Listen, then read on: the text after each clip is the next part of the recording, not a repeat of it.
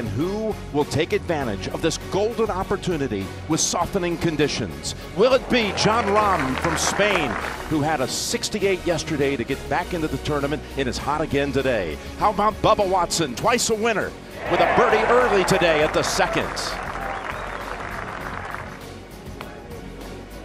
Or will it be Rickie Fowler's week? This was earlier today with an eagle at the second. And Rickie wasn't finished early in the round. At the fifth, from outside 40 feet, and a birdie. Fowler now at a tie for third. And here's Justin Thomas. At the second hole, he too got back into contention yesterday with a second round 67. That led to a birdie for Justin.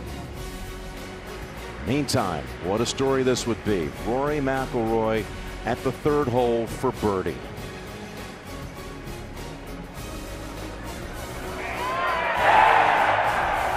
If he wins at Augusta, he would become just the sixth member of the modern day career Grand Slam. They're all chasing, however, American Patrick Reed, a resident of Houston, 24th in the world, twice a member of the U.S. Ryder Cup team, twice a member of the President's Cup team, 5 times a victor.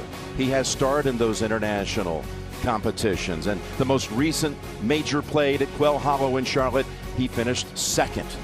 He's the 36-hole leader and continues to hold that lead by 2 after a couple of opening pars. It's overcast, but it's dry at the moment as we go live out to the play at the third hole. Jim Nantz, Sir Nick Faldo, and the CBS golf team so pleased to present the Masters tournament to you once again. Patrick Reed on the tee here, and he's got an iron in hand, Nick, to take on this short par 4.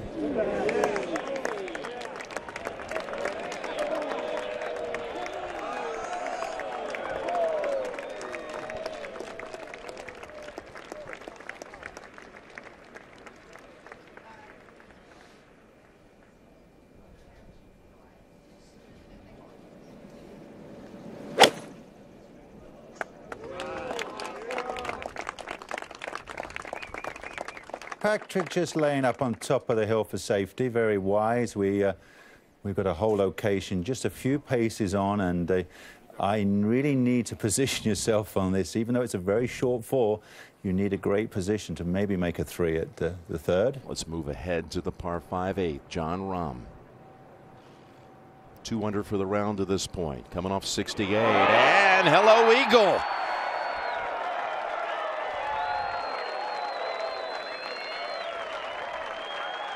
Suddenly, Rahm moves into a tie for third.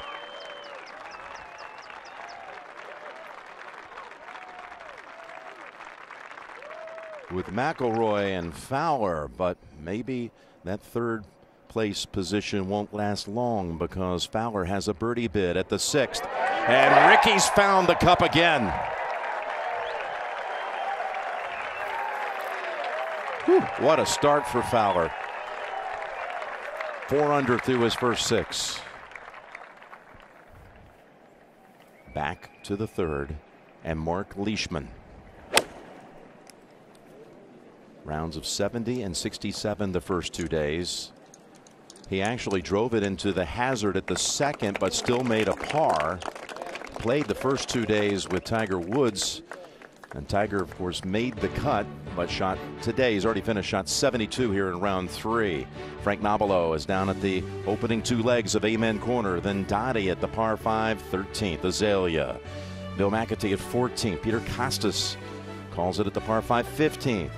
Vern Lundquist will have the description of all things at 16. Ian Baker Finch at 17. Amanda Balionis will have all the post-round interviews. And we go back early to the 4th hole.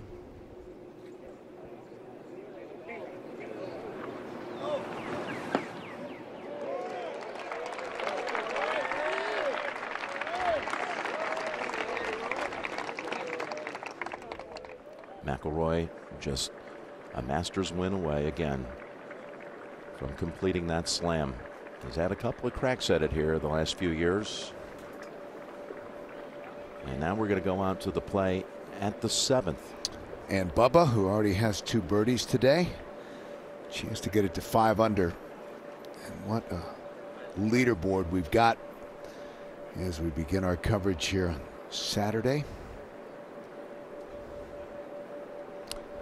While we wait, let's go to the tee at the 9th. And how about Jon Rahm, 4 under after holding the shot for eagle at the 8th. Amazing. Make an eagle, you suddenly think about it. Oh, I think he's going to get away with. He's clipped the trees and it's kicked it back into the fairway. That is a huge break for Jon Rahm. He'd almost given up on that. Was expecting the worst, but it comes through the clear. Back to 7. Birdie for Bubba. 3 under after opening with 73 and then 69 on Friday. And you talk about a great leaderboard.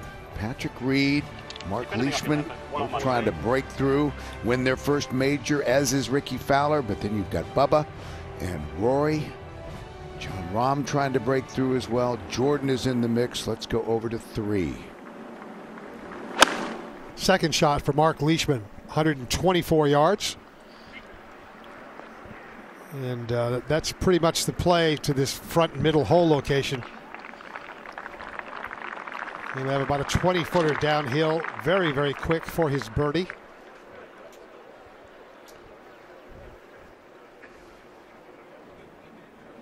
Let's go to 18. And the only amateur to make the cut, 22-year-old University of Texas senior Doug Gim. That was for par at the 18th.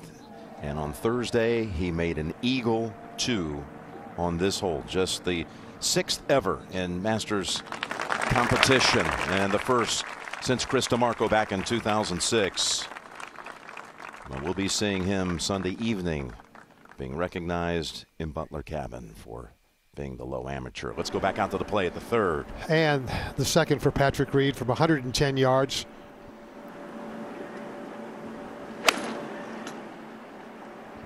Conditions at the moment ripe for scoring. Oh, that's got to stay. That's got to stay. That will funnel all the way back down to the bottom and leave him a really difficult little pitch. Reed and Leishman kind of separated themselves from the field yesterday, but boy, are people making chase today. Let's go to 5. And Jordan Spieth from 189. Down. Sit down. It's heading left on him. And there's that back bunker, which he has found. Jordan, the first round leader after 66, 74 yesterday, to the 4th. And that's the birdie putt on the way for Rory McIlroy. Only the 2nd of the day. Hole's been playing about a 1/3 of a shot over par. The only other birdie so far was a chip in by Adam Scott early this morning. Looking for the career Grand Slam.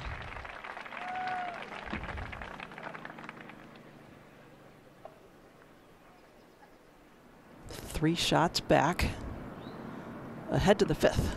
Here's Dustin Johnson, 1 under for the day, playing with Spieth. Walking around the pine trees, and I think he's failed to do that.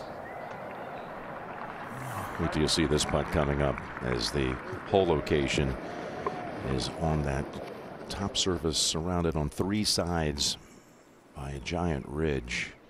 Back to the 4th. Henrik Stenson for a par. Putt that will definitely move to his left, just off the right edge. Never had a top 10 here at Augusta National. Safely in. But costly 6 at the 2nd. Must take advantage of the par 5s here. Back to 3. Patrick Reed surveying what he has left for his 3rd shot. And as the afternoon unfolds, we're going to look for the wind. It was pretty much the story for the first 2 rounds, and it will be again today. It's been fluctuating between dead calm and gusting from an entirely new direction, upwards of 10 to 12 miles an hour.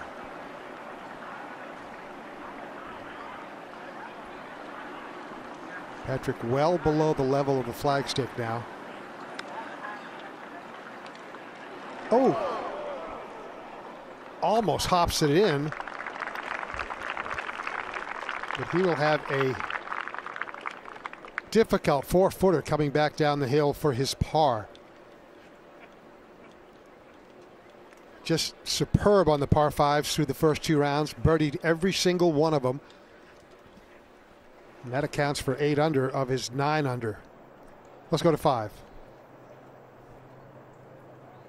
And Spieth to play his 3rd. He's got plenty of room here to work with. Little upslope out of the sand. This is a much easier shot than Dustin Johnson has from the other side. He's in control of things. Keeps it below the hole. At 7 feet to go. He'll have that putt for a 5th straight par to open the round.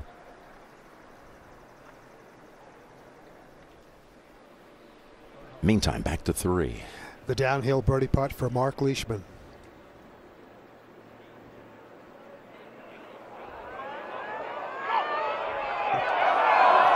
It is hard to believe that you can leave that putt short.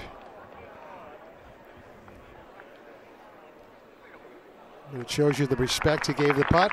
Safely in for his 4. Starting the 3rd round with 3 pars. Now to 7. Ricky with the hot start. 4 under through his first 6 holes today with an eagle and 2 birdies, but not happy with that effort. And that's going to catch the slope and get a little farther away before it settles.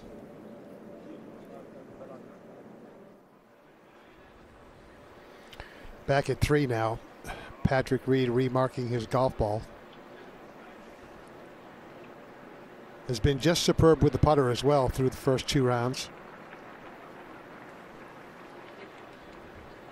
But Nick, delicate doesn't begin to describe this little putt. No, it really doesn't. I mean, it's the amazing trust of just feeling that putter face onto the cover of the golf ball. You can almost feel the dimples. Just a fraction too much pace for that line. And he will have this left for his bogey. But the damage done with the 2nd shot.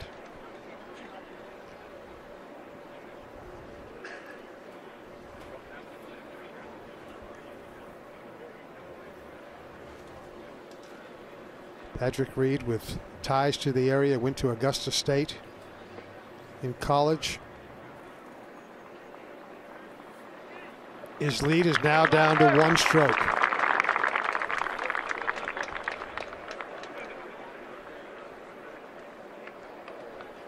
A bit of an unforced error at 3.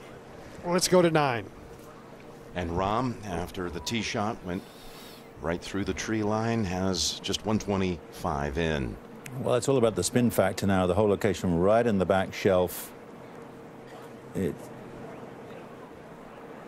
it's going to bite now. The greens are just softened up enough. We haven't seen that at all so far this week.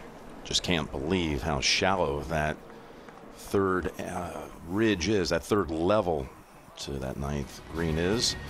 So Rahm will slam his birdie putt up the slope at the 9th. 2 putts away from 32 on the first 9.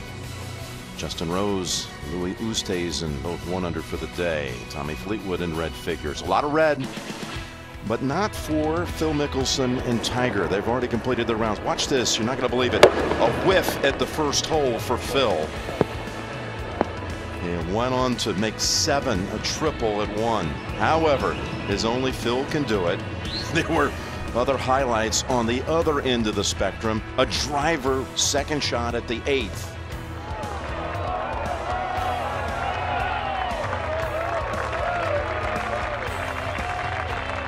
And after a 7-6 beginning, this to get 2 shots back. An eagle at the 8th. Even with that eagle, he would play the par fives today even par. This was at 14. Took the flagstick out and he chipped it in for a birdie. And finished with a round of 74. For Tiger, again, never able to get any momentum going. This was his second shot at the first, which let him down for the second straight day with just a wedge in hand. He made bogey at 1, and then this tee shot at the 6th.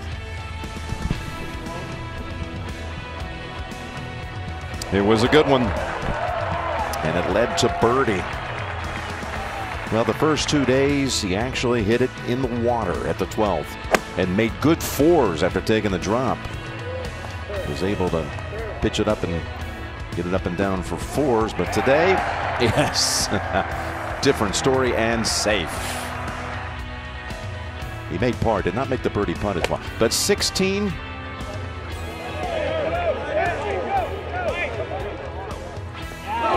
That is not an easy flagstick to find. That front right hole location at 16. It led to birdie, a round of 72.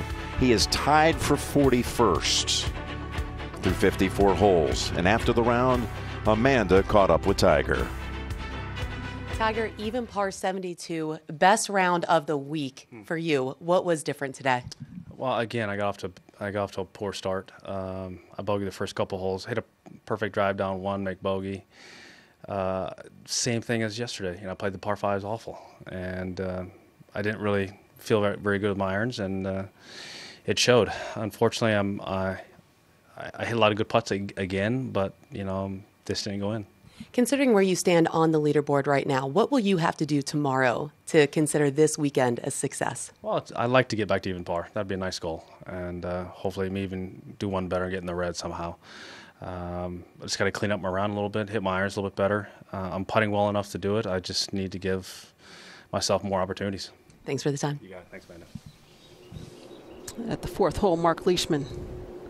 Hole playing 60 yards shorter than it did both Thursday and Friday.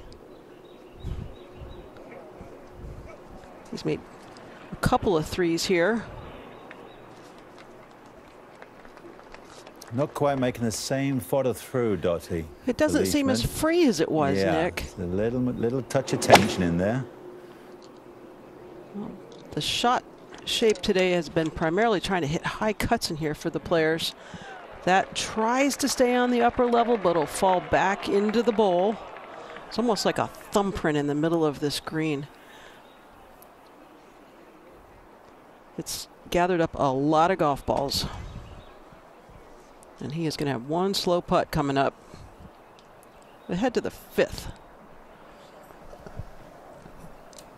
Dustin Johnson's already made a par here, but that's going to be a 5 for Spieth.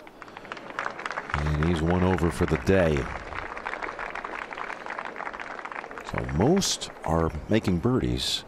Our top 3 coming into the round are at either even or +1 for the day.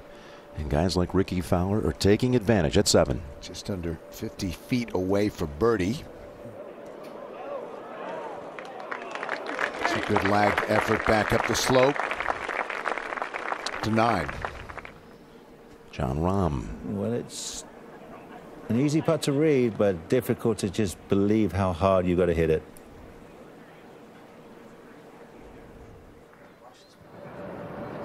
Now at the 5th.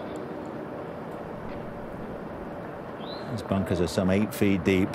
135. This is such a steep bunker, and it hits the top of the lip and keeps on going. Look at this with this overspin. Oh. Come on now, climb up that hill. You're kidding. That's going to be... Oh. That is unbelievable. That's the greatest beyond Borg topspin lob I've ever seen in my life. He's not going to believe this result. That is it. Rory knows it. That is the most incredible shot, bunker shot, fairway bunker shot he's ever hit in his life. Well, there they are. I always wanted to show you this. 8 or 9 feet deep. You're just looking at blue sky or gray skies today. Tiger was managed to get one front edge from down there early in the week, but that was one of the most incredible, fortunate fairway bunker shots I've ever seen. And it might lead to birdie, yeah, which would put him within 1 of the lead. Wow. So he's marching along with a little extra bounce in his step. Not so for Stenson. You saw Henrik. He's at +1 through 4. Let's go back to the 4th hole. And that super slow putt that Patrick Reed has for a 2. Wow. Would have been stealing a little bit. Take 3 there and just be very happy.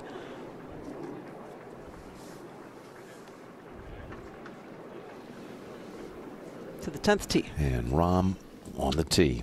We just need a 3 metal around the corner.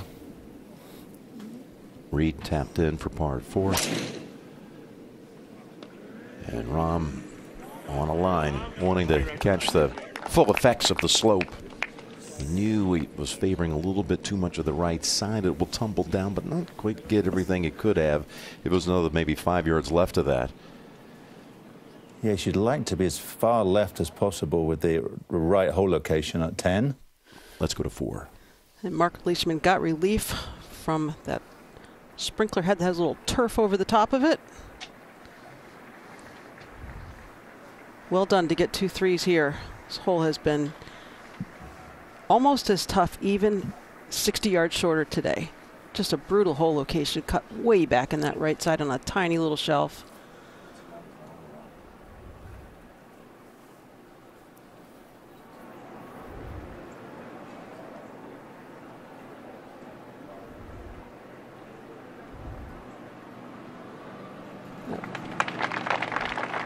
Good job there. Remains even par for the day. Here's what our leaderboard looks like right now, with Patrick Reed being 1 over for the day. Mark Leishman, as I mentioned, even. Rory McIlroy on the move, as is Ricky Fowler and Jon Rahm. Look how bunched it is. These greatest players in the world coming from all over the globe to compete in the Masters.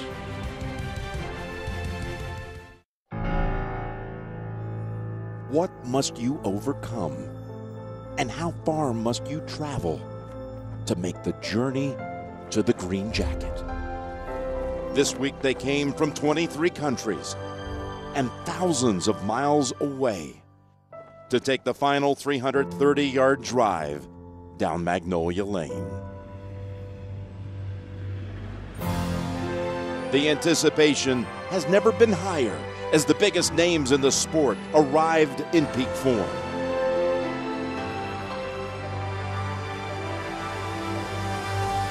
Northern Ireland's Rory McIlroy is on the precipice of a career slam. Mark Leishman can help the Aussies rule again. While Sweden's steely-eyed Henrik Stenson can become the first Scandinavian master. But the American contingent is primed from a world #1 to a Masters winner and the most recent major champion. And then there is Patrick Reed, who is on a PR tour to prove he belongs with the world's elite, with roots in this gentle Georgia town. We have arrived at the Masters.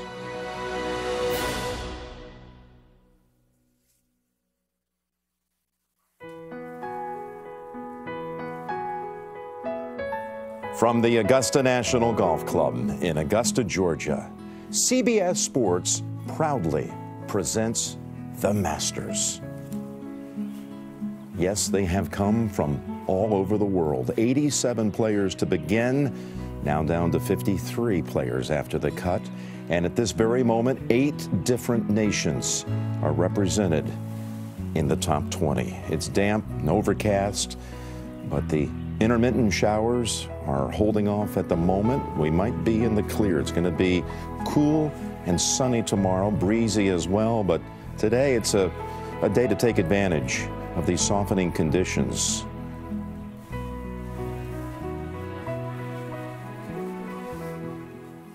We're going to go to the tee at number 5, where Mark Leishman is up, just 1 back. Just comfortable with that 3-wood. Keep it up the right side. preferably.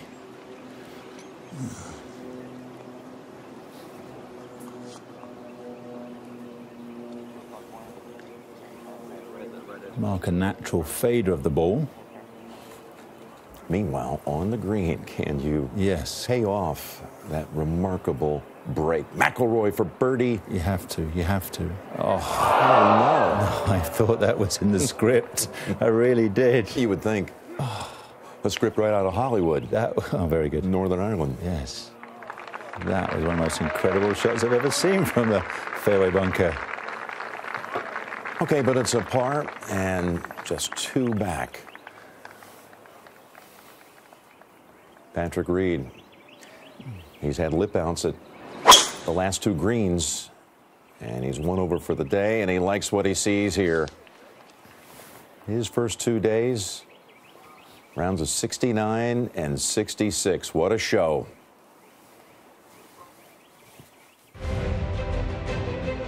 Patrick Reed. That's a good shot. Reed wakes everybody else up. My goodness. Wow, what a 9 he just completed. Reed birdied all 8 par 5s through the first 2 rounds. Beautifully played. What a lovely shot. Oh, wow. You bet.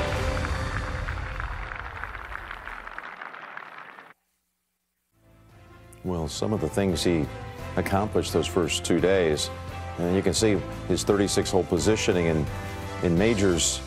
Back at the 2015 U.S. Open, he was tied for first, finished 14th. His best finish in a major, again, came at the PGA last August, the most recent major championship, where he finished as a runner-up to Justin Thomas. Let's go out to the play at the 6th. And Dustin Thomas for birdie. Will it? It won't.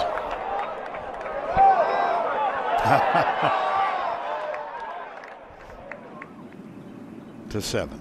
And after a huge drive, Justin Thomas under 100 yards remaining.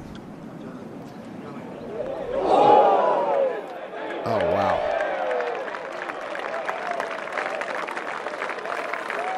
One under for his 3rd round. Opened with 74, but came right back with 67 yesterday. 6. Jordan Spieth. This is for par. Well, he saves 3 at the 6th. Bogey at the 5th. He is 3 under. Patrick Reed leading by 1 over Leishman. Let's go to 5. And Leishman now with his approach to the 5th.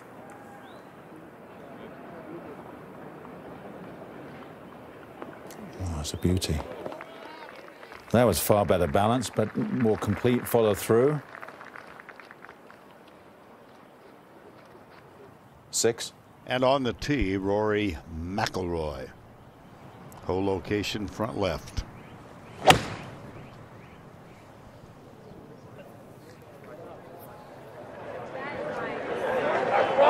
Oh my gracious.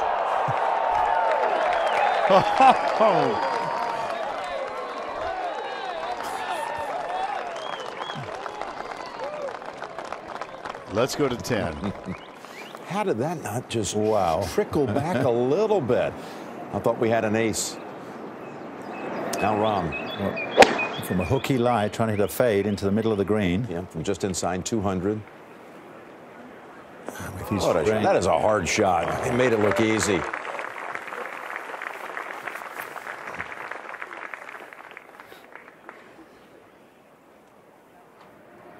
And now it's Reed at the 5th.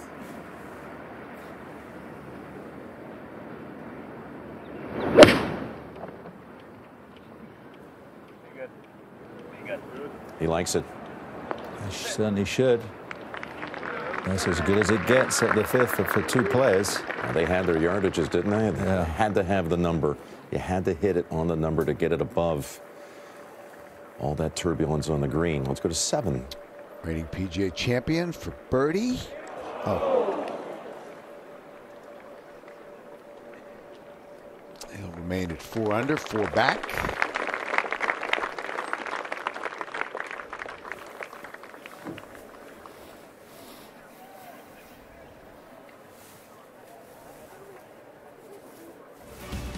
Boy, is McIlroy looking good early in this round. All over it at the 6th, Nick. He said fly.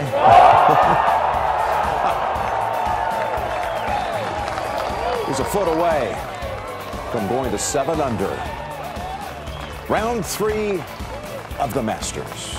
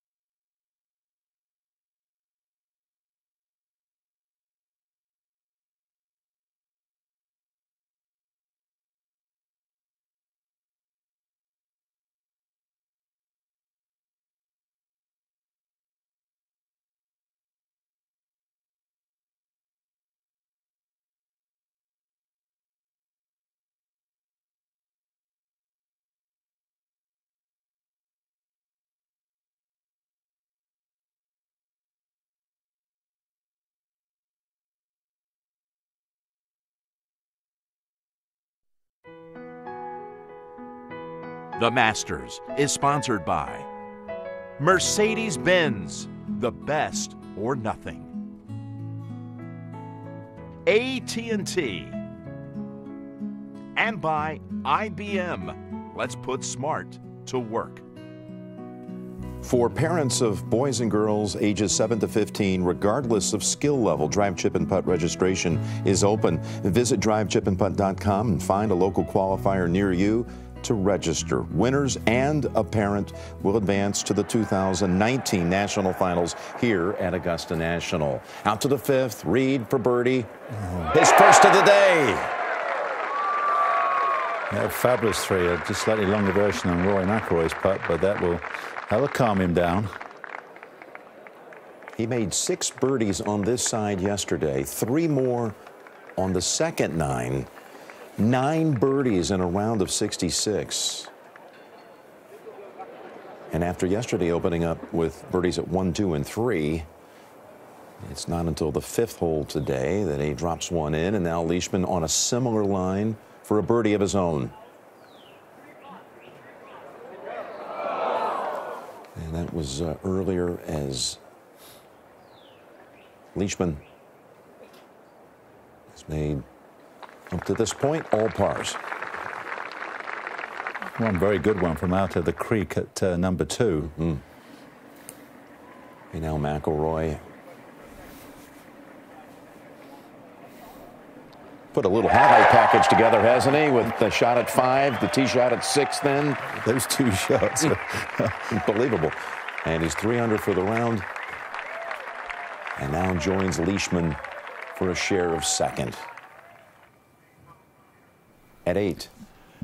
And Ricky Fowler has a chance to join them at 7 under, and he does.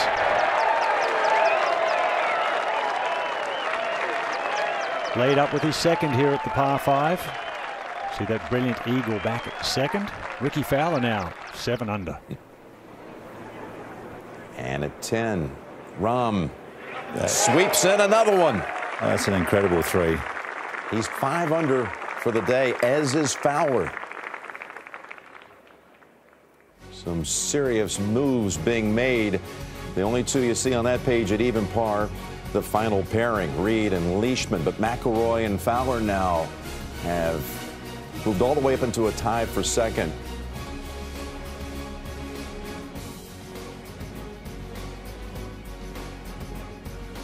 "17 players in red figures."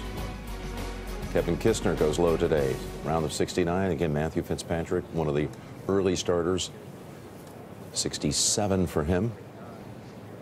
And you can see the scoring average today is some 3 shots lower than it was on Friday. And Friday, the gustiest day of the 3 by far. But I think we've gotten away with what didn't turn out to be quite the weather system everyone was talking about. It sounded like Armageddon with the weather a couple of days ago. Everybody's saying, oh, what Saturday is going to be. Oh, it's going to be borderline unplayable. The winds so far have been docile, and some light showers that have just softened the course and brought on all these birdies. Let's go to Vern at 6. And Patrick Reed, 9-iron. He's posing.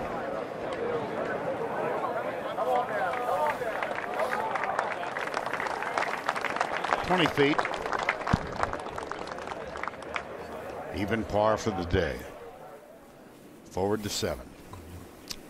Tightest driving hole in the course. Rory's at 7 under, 2 back.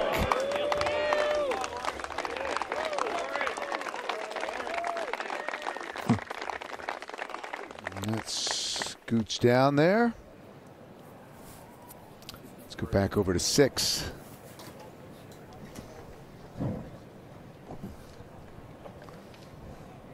Mark Leishman.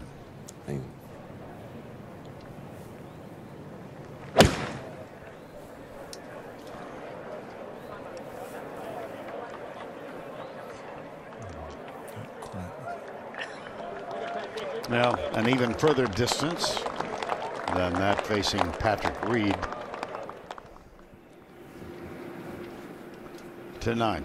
And Ricky has made 5 each of the first 2 days. That's a better start. He makes par here. Is this going to bounce into?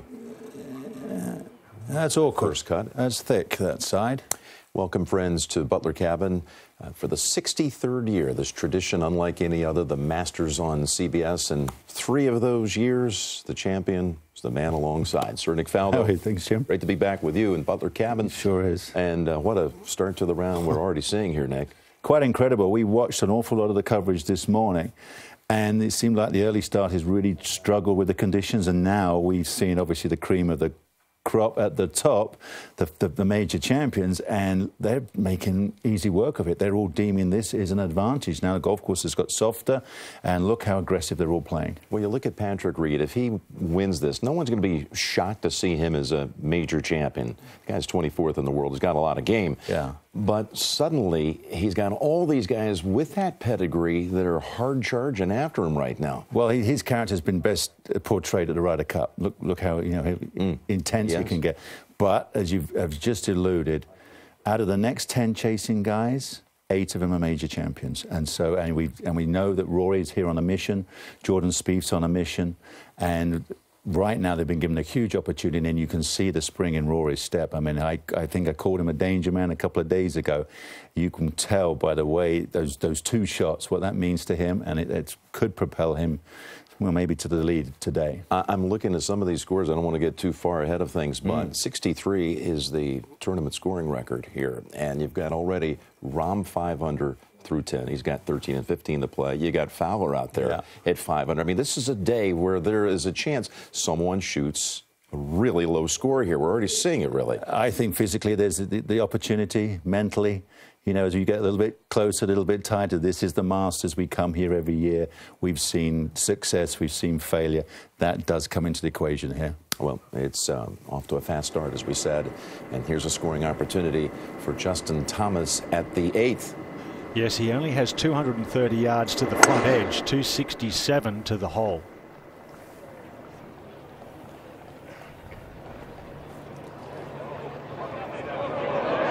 And here it comes.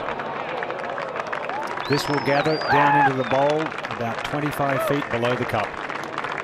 You can see by his action that he wanted it to fade just a little more, and just enough. Good chance for eagle for Justin Thomas. Back to Jordan. And Jordan to get back to the level for the day and 4 under. All right. Making up for that bogey at 5. to the 6th. And the birdie putt of Mark Leishman.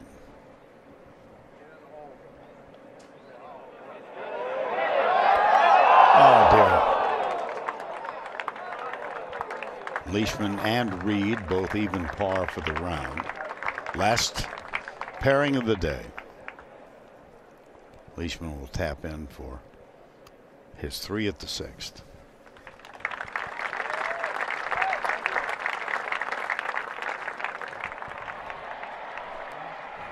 To 11.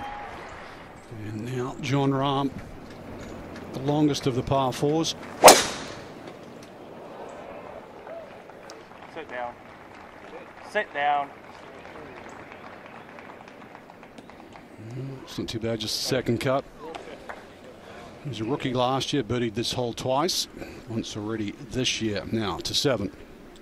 And Rory, 104 left.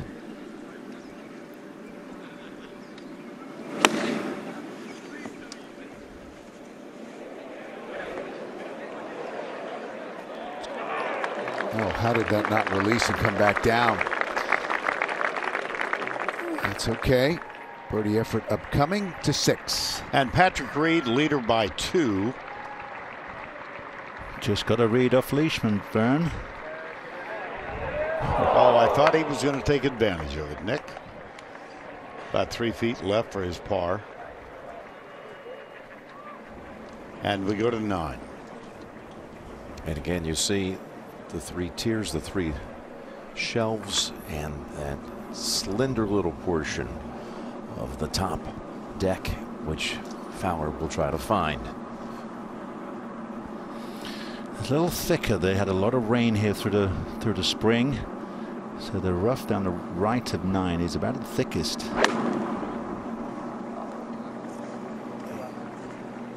See him. Oh, that's fine. That's where Phil popped one in earlier in the day.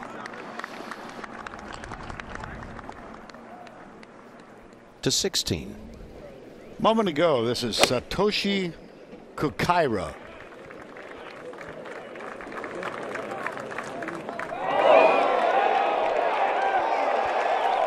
Well, there have been 19 aces.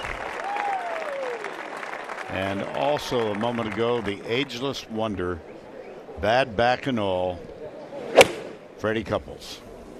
Back brace and all.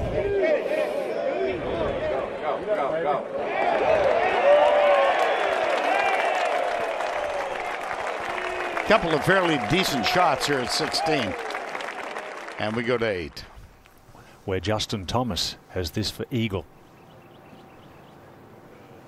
Has the lowest weekend scoring average on the PGA Tour this year. Some wonderful finishes. Already a winner in the last couple of months. Seemingly every week he's up there. Let's go to 11. Now Rahm looking straight at the flag. There is a pond short.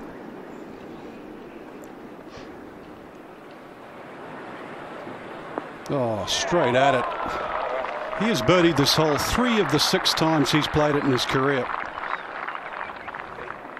And look at that, 11 for 11. Players starting to trust it. It will stick where it lands. That is very important to their confidence right now. Our leader on the tee at the 7th.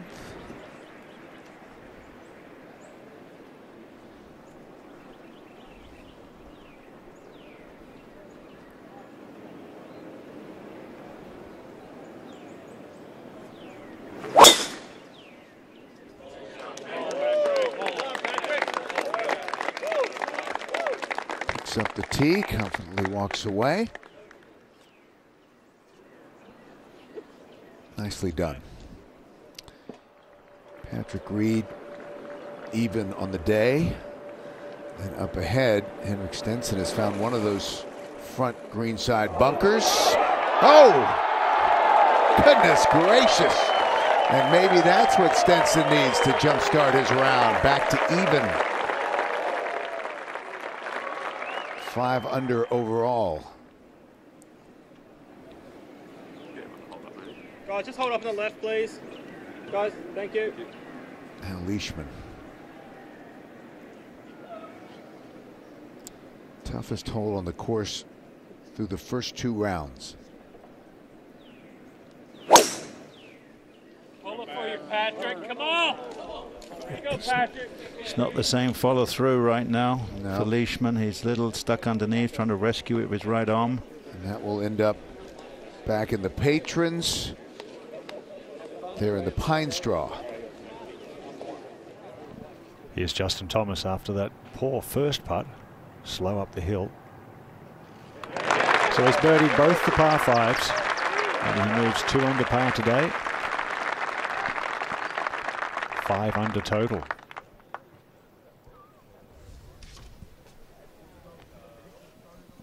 Well, it all began on a chilly Thursday morning in bright sunshine. 42 degrees. 2 legends stepped onto the tee. Gary Player, the first international champion, 3-time winner, who played in 52 Masters tournaments. And then, of course, the greatest champion of all, Jack Nicklaus. 6 times a winner here, the epic 6th green coat, earned in 1986. Augusta National Tournament Chairman Fred Ridley presiding over the opening to the tournament, and his past history here includes playing in it 3 times as an amateur. That year in '76, Jack Nicklaus was the defending champion, and Fred Ridley was coming off of being the U.S. amateur champion from the summer of '75, and they played the opening round together. Very steep up that hill at the 9th for Louis Oosthuizen.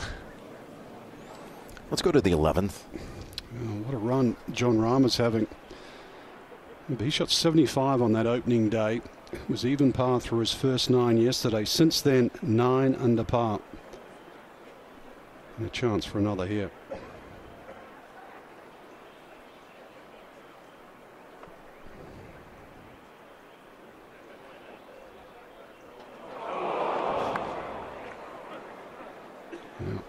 The run momentarily slowed.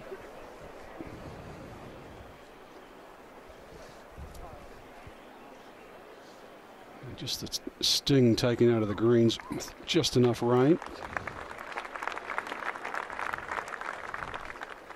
Back to the 9th. As you said, Nick, now this was holed from this very area by Mickelson earlier today. Trickled on, and this one runs out of steam, but it's going to be a 4 for Fowler, and he's going to complete a first 9 31. So we go to 7. Rory for his 4th birdie of the day. Oh. Just lost its speed, so that'll be a disappointing par. So Rory remains 3 under on the day, 2 back at -7 to 9. And Thomas coming off birdie, 2 under for the round. Hey, watch his shoes. Wow. Boy, he can load it up, can he? That's unbelievable. Pound for pound. It's going to be the longest in the world. Probably getting 3 yards per pound. Incredible. That's on the upslope. That's down to the patrons crosswalk. And over to 7. And we'll see where Mark Leishman ended up after his errant tee shot. Yeah, perfect. It's only about, even if it's just a little bit right, it's fine. Yeah, oh well, you can't get it. I don't think you can get it in that middle bunker. Yeah, it's a great shot if you do. Yeah.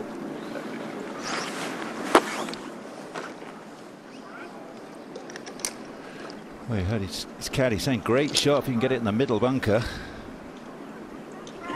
Left one's fine. You can see this tree that sticks out here.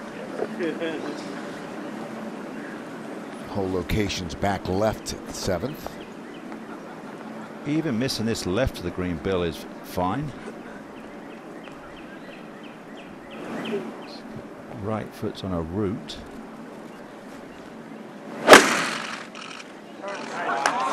Try to curve it around, and does. He made good contact there. Ah, what a setting. To 12. Yeah, it certainly is. And Nick, the daylight is like perfect now. That flag just stands out with that little overcast conditions. I quite agree. We always talk about this grey skies, gives you much better depth perception, no squinting. And there's no wind, Frank, down at 12 today.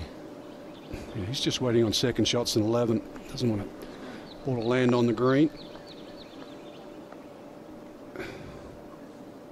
And Nick, the flag is on the left though, so it does bring that false front into play. Yeah, this is a wonderful view as we scan past this very famous bunker, and the flag is on this front corner, just a few paces on. I always felt that was the easiest hole location because you can just land pin high and go a little long for safety and have a straightforward downhill putt. So a great opportunity, especially in such calm conditions. And with a little rain, the sting taken out. It's got a full club behind that flag. 9-9, that's plenty of club. Sit down. Sit down now. Sit! Oh, for a man who fades the ball, he then almost hooks it. Quickly to 7. Shot from Patrick Reed on its way. Drops it in there nicely, and it stays up on that tier. Hole high. To 10. And Fowler favoring the right edge of the tee area. The intensity has gone up a couple of notches this afternoon, Jim, don't you think? Oh, yeah. Unbelievable. So many pulling off great shots. And down to Justin Thomas at the 9th, where he is in as good a position as you could want to try to strike. Well, you know, it might be too good. He's coming uphill lie, wedge in hand. He tries to knock it down. Very sensible. He knows that. Like his tee shot, you saw Tony Finau even a little deeper and closer to the crosswalks. So it's just so hard to get that to stay up.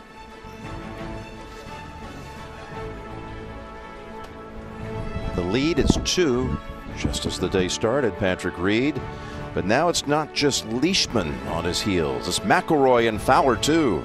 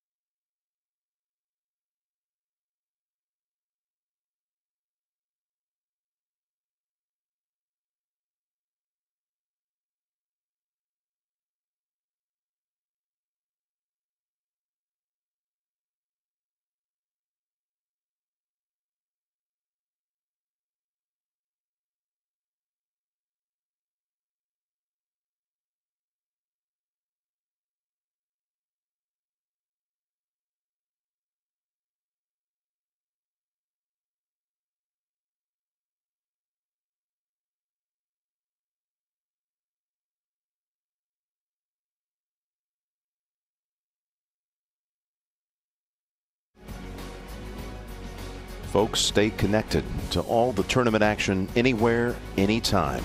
Visit Masters.com. Download the official Masters apps and follow the Masters on Twitter, Facebook, and Instagram. To the 7th. And Mark Leishman, see what he can do from this front bunker. Plenty of room, and that was nicely executed. As he tries to scramble for par. 34-year-old Aussie, back over to 12. First green in regulation missed by Jon Rahm today. He'd gone another yard up the hill. Almost would have had no shot. Not too bad. Plenty of green to play with. Everything should run down towards the hole. Right there where he's looking, that's just where it goes. Slight upslope. It's just to be careful when that ball lands around there. A lot of talent though. While we wait, back to 7. For birdie, for Reed. Okay, now Rahm set back at 12.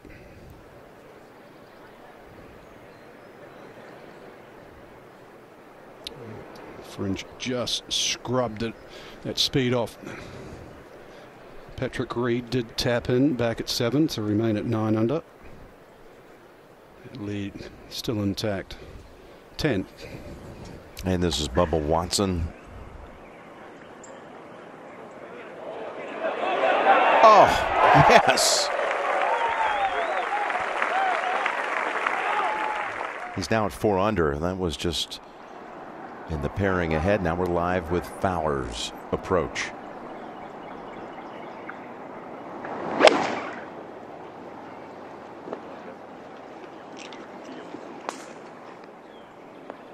Oh, he's going to love that.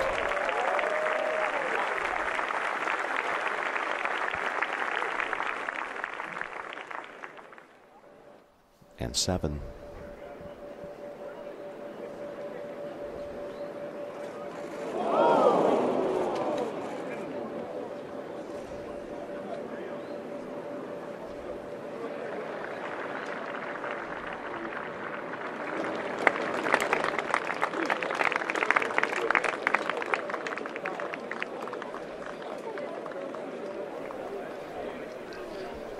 Now the par putt for Rahm.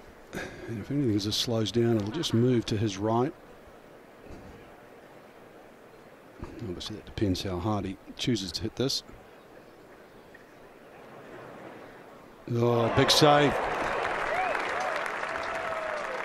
So he makes his 3 and confirm that Mark Leishman did drop a shot back at 7.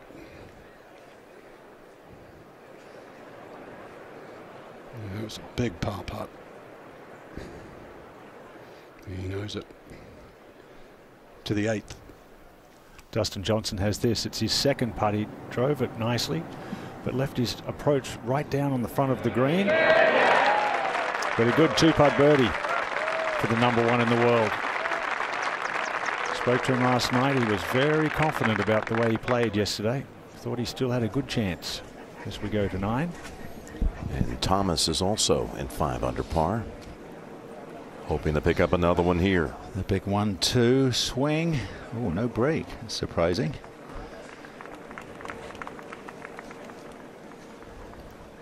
A couple of these guys on the first page of the leaderboard, Nick, rebounding nicely after really slow starts. Justin shot 74, and here he is in the thick of things. Rahm opened with 75. And now we're right in the mix with Reed at the head of the class at the moment. 1 birdie, 1 bogey for Patrick so far.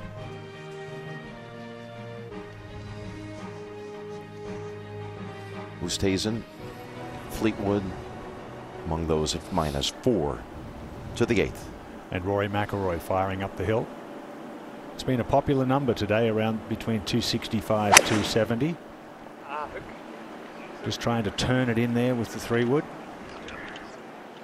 Oh, and it's caught the other side of the mound. That will be very difficult from there. No chance he'll be able to land that on and stop it on the top tier.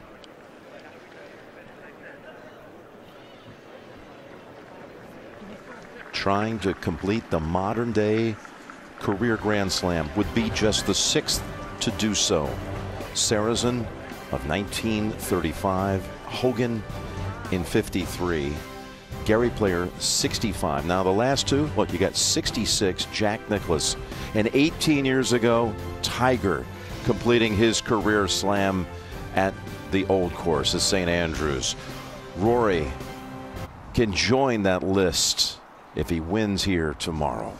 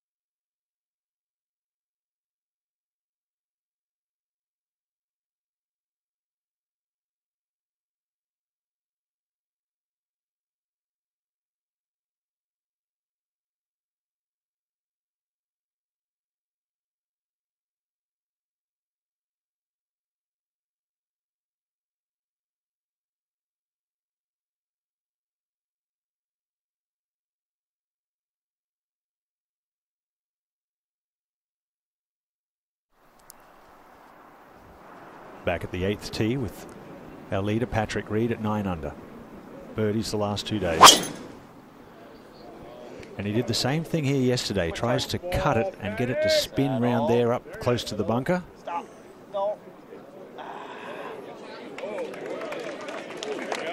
And we can't see it from here, but they're clapping, so that may have stopped just outside the edge of the bunker.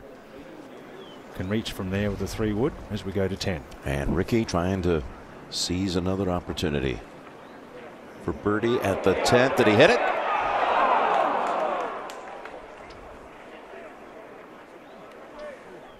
Back to 8. Mark Leishman hit it left here yesterday.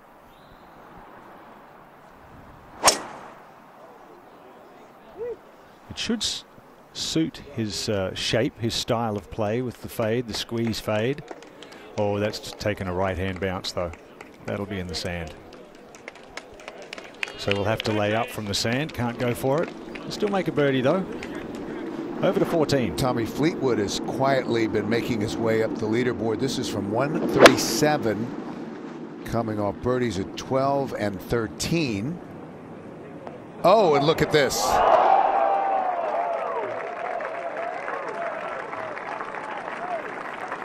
And Tommy Fleetwood with a chance to get it to 5 under, making a Saturday move on moving day at the Masters. Patrick Reed, as he started the day with a 2-shot advantage, but Rory McIlroy has positioned himself. Ricky is right there at -7 as well. Jon Rahm 5 under here on Saturday. Dustin Johnson a couple under today. Justin Thomas. And let's go to 13. And Jon Rahm with the tee shot. As Nick said, likes to move the ball from left to right. Strategy here. Do you take it further left? Get the flatter lie for a second shot? Or like so many players today, do you find the area through the fairway up in the pine straw? Well, finds the second cup, but should be all right. Pins all the way in the back today. That was amazing for somebody who normally hits it so low. Took that one right over the corner. Let's take a look at the 13th, known as Azalea. Shortest par 5 on the golf course. As it turns the corner, it's very, very steep at the turn, sloping from right to left down toward the tributary of Rays Creek. And then it's time for what Bob Jones called a momentous decision. Do we take a run at it in 2 or lay up down the right side? Right side actually a better layup today for where it's cut on the back left plateau. As we said, the shortest of the par 5s here at Augusta National.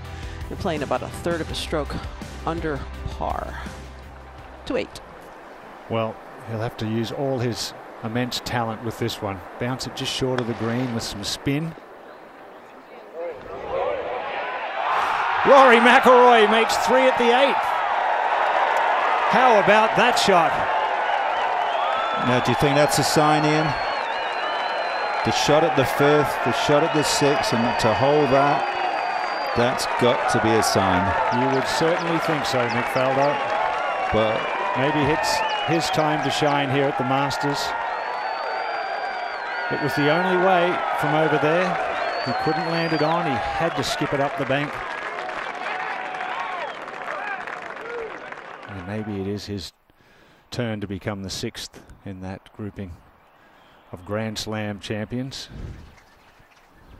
Just amazing. 3 birdies and an eagle in the opening 8. In his goals for the week, you know, stay patient. Birdie the par 5s did better than that. Tick.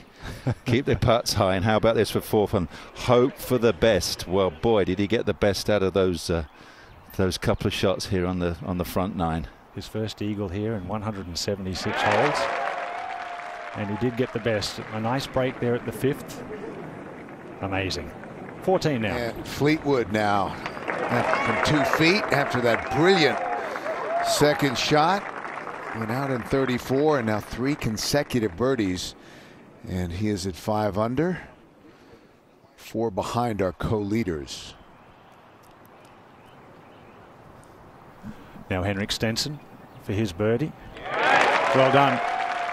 The other thing to note there as they're doing that is Rory's holding that shot for an eagle with the huge roar from the patrons. Down on the bottom of the hill, Patrick Reed knows exactly what's going on up there. So we now have two tied at the top. Rory McIlroy after the eagle at 8 and Patrick Reed readying himself for his second up the hill. Ricky Fowler in third at 7 under. And we have an amazing leaderboard.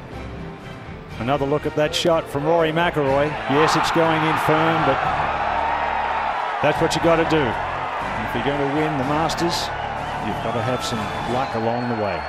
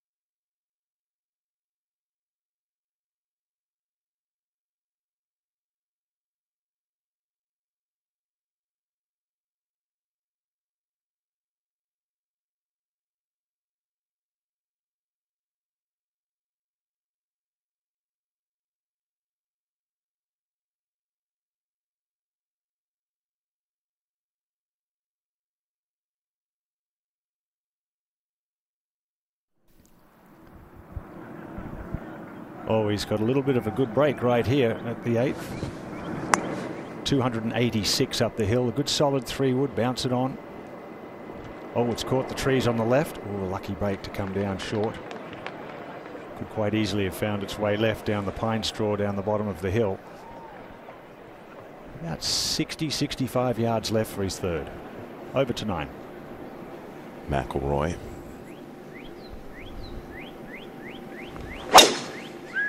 Hammers another one. Jim, you know, you said somebody might shoot a really, really low score, and I said, well, you know, the Masters, the green jacket comes into it. Can I just put an asterisk next to this guy? See, I was feeling it.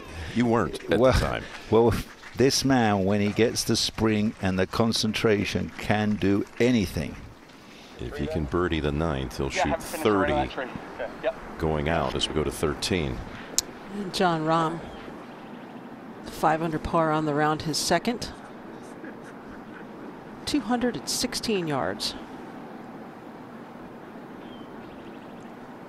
Playing from the second cut may actually help him get the ball up into that left-hand corner. There'll be a little less spin on it. Third straight third round that the players have had this whole location. Whoa.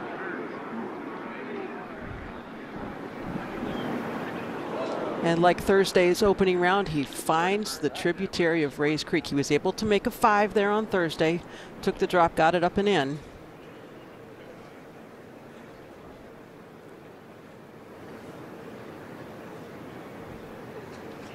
Couple of places in the creek, Nick, as you know, you can play the shot from that. Doesn't look like it's found one of those. It doesn't look like he's lucked out. It's a little deep, and that water's moving. And as we watch this second shot hanging out to the right, finds the water hazard.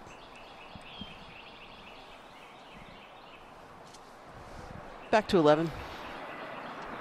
Ricky Fowler forced just to advance that down the fairway, too close to the tree in front. Remember, he is 5 under for his round. He's got it into 7 under to the 9th. And Dustin Johnson. Beautiful new angle coming up the hill from right behind the green.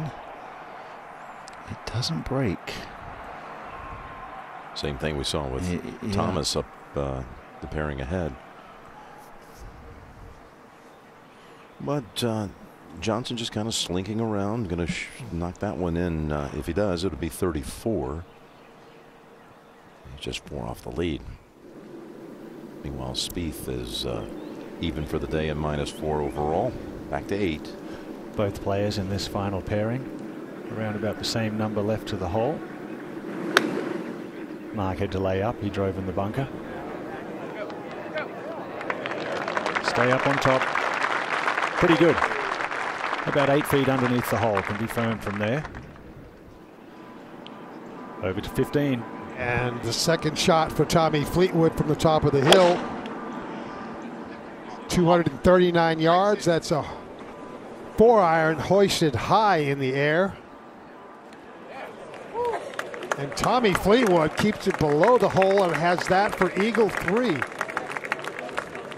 Quietly 5 under for the day, has that to go to 7 under. Back to 8. Third for Leishman. No trouble spinning it. Well, it'll be a little more slippery and a little bit of a slider from there. Pretty reasonable. At 11. Yeah, it looks a little lonely. Third shot now for Ricky Fowler. If it lands full, comes back underneath the bit. Yeah, I think this one's got to land 1 or 2 past it, takes one hop, and then comes back to it. You know, I agree. That's if we can. I think you can get it. I mean, if you're taking something off, it's going to be hard to get it to fly there. If you're hitting it closer to stock, then you can get it to fly there. My question is, do we want it with that much spin coming off? Yeah. Right now, with a normal flight, it's playing like 108. And if it's down, it's just playing the number. Which one you got? I got 52 right now. You feel comfortable hitting a 105 shot with that club? That's what it is with that club. Yeah, I do. Yeah. I like this right. I like that too. Where are you looking? At the 2 trees. Yeah, perfect. So he's taking 5 yards off that yardage. Picking a target slightly right, slightly past. This is about the only time we've heard them concerned about the spin, apart from the front hole location at 15.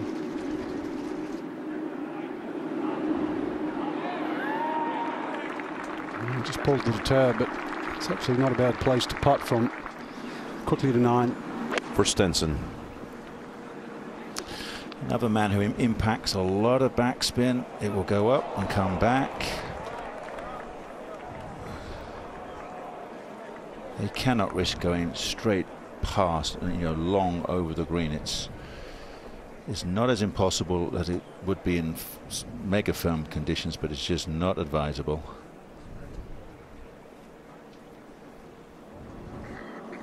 McIlroy next. Will Rory try and conjure up some more magic, just knock it down? Maybe give the arms a little bit of rotation, take some spin off it. After a little poke of 374 yards off the tee. There's a lovely landing area right in front of the hole. It's flat. It will kick forward.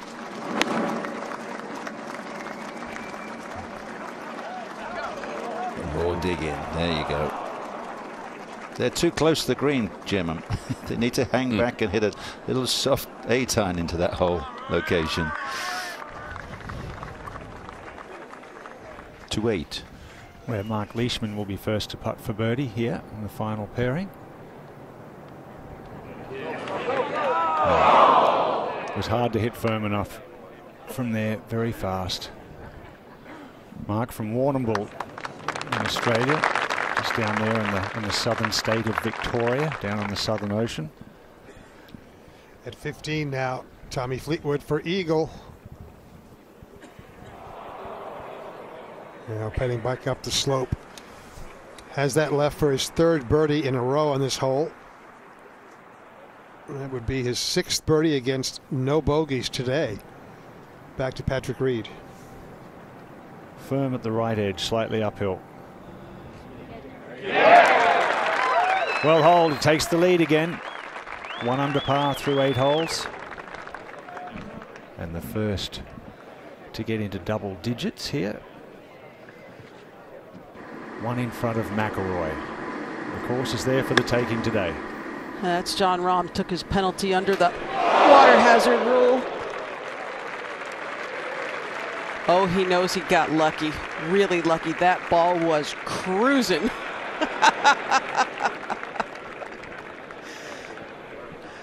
2 feet left to save a 5. to 11. The straight putt here, Nick, is about 7 o'clock on your watch. It's fairly close to where he is. Yes, I agree with that, Frank. But the straight ones are the hard ones, isn't it? You'd rather it fall one way or the other when it's slowing down. I think you're right in saying he's just a high enough up, be a fractional left to right. Just get it there. Good fall. We're starting to see some putts go down today. Mother Nature is obliging. The rain still staying away. The 9th. And McIlroy. Well, the mode he's in right now. Oh, you're not kidding. Just even with him full of adrenaline, he can't get it up that hill. How about the fact we got Reed and McIlroy separated by a shot? Of course, they met in the Ryder Cup in the singles, with Reed winning 1 up to 12. And Bubba Watson gets the shot back that he just dropped at 11.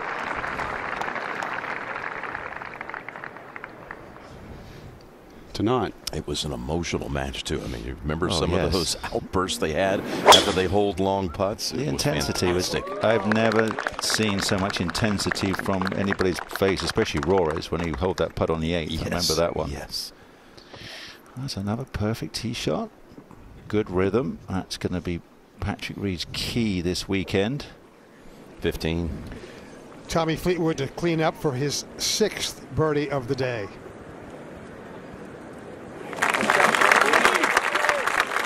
Clean card. 6 under with 3 to go. Back to 9. Not bad. 4 straight birdies for Fleetwood. Now Stenson. Well, those arms are heavy enough. Can he swing them? No. Got a little. Something jumped into his mind as he took that back.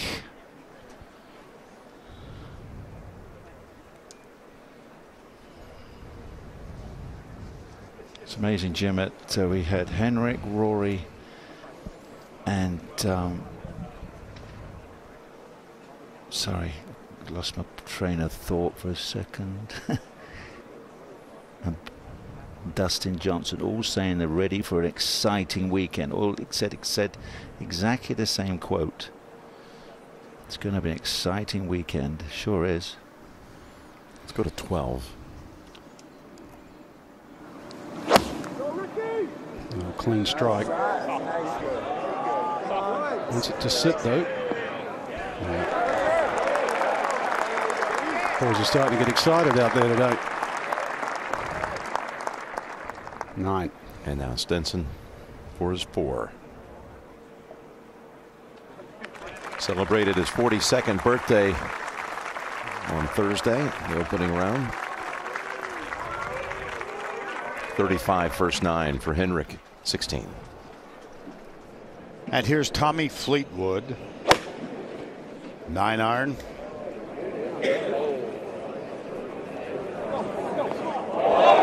Terrific shot. He's got that putt for his 5th birdie in a row.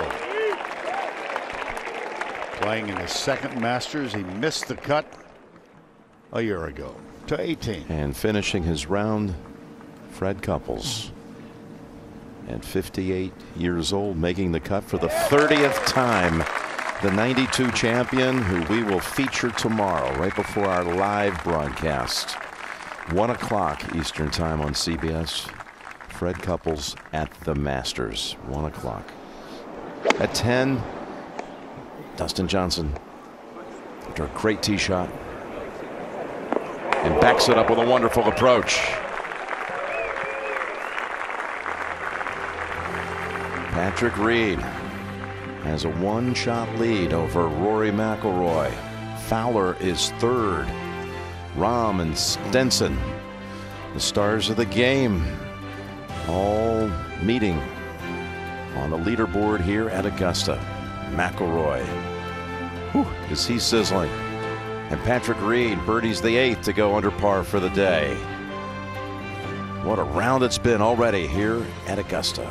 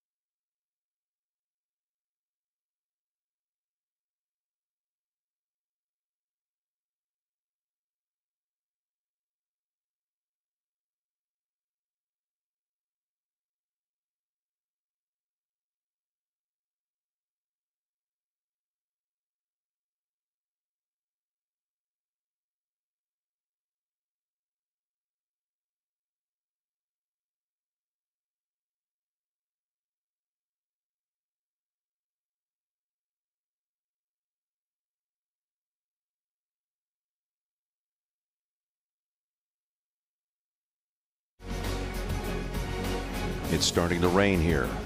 It's been like this all day, on and off. DriveChipandPutt.com. Go there for more information or to register. Find a qualifying event near you. So McIlroy, after a first 9:31, begins the second part of the journey. One back.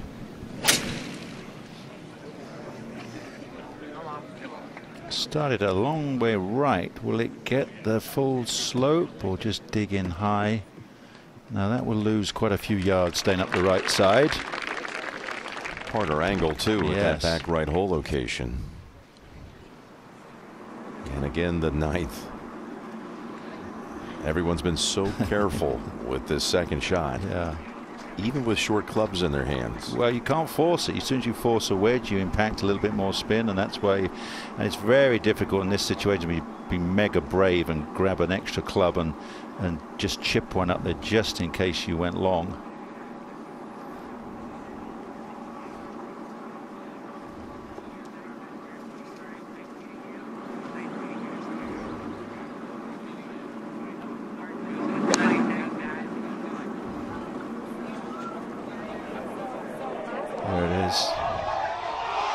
Never a threat to get it up top. No, that was a long way. 116 yards uphill with I guess a gap wedge. Looks over at Kessler, his brother-in-law, who was his caddy. I'm like, hey, what happened? Where was it? Now Leishman.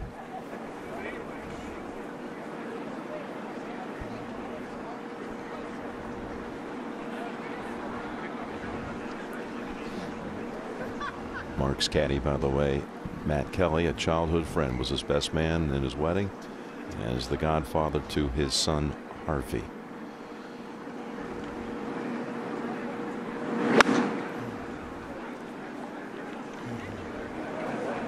He got it up there. Yeah. Stayed. Oh man, on a dime, it comes to a halt. A good chance for Leishman to recover the shot he's lost. Let's go to 16. Tommy Fleetwood.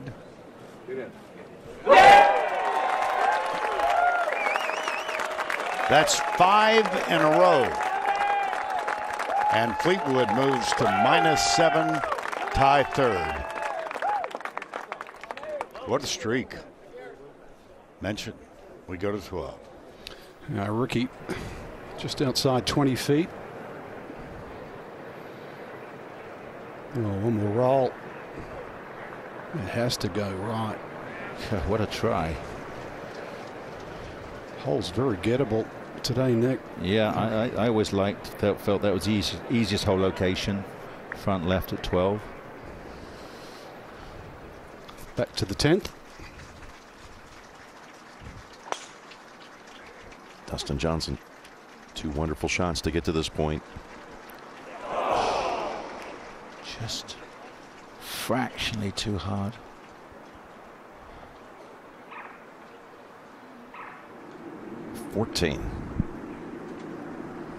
Jon Rahm, 138, perfectly positioned.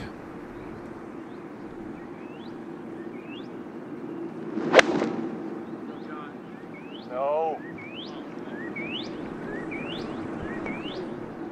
And what he's afraid of is it's going to back up, get some momentum, and go all the way back down the slope. But it doesn't. It settles. Still disappointing, though. Very accessible hole location today at the 14th.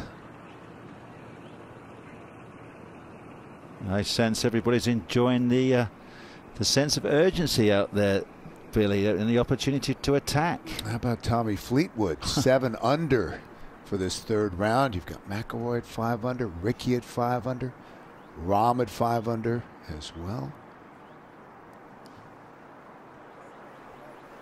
To 10. And Jordan Spieth. Just unfortunately cruising on quietly, no fireworks. And those came on Thursday when he opened with 66, but then doubled the first hole Friday and went out in 40 and recovered nicely on this side. 34 coming in yesterday. Maybe he can get the birdies going soon. But let's go back to 9. Here's the guy that has led the field in putting through 2 rounds. And how good has he been on the greens? I mentioned earlier he made 9 birdies yesterday. He hit 12 greens in regulation and made 9 birdies. Yeah, well, he takes another look at this. We're going to go to McIlroy second at the 10th. Well, in theory, he should be sensible, middle of the green, but I'm just not sure right now. These guys just think they can do anything. You mean they can? Yeah, well, that was right down the flag.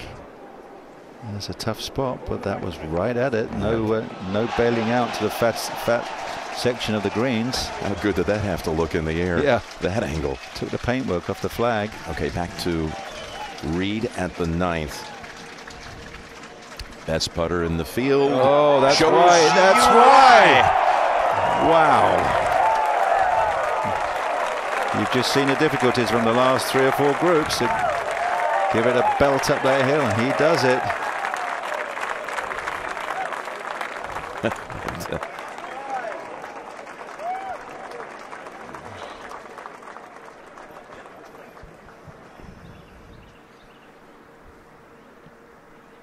A little Hazeltine-like reaction right there out of Reed. Now Leishman. Go. Fractionally harder. Patrick's putt just barely crept to the hole. Yeah. So Fleischmann out in 37. Reed 34. And now they're all on the second side of this golf course. No circles to speak of for the big Aussie.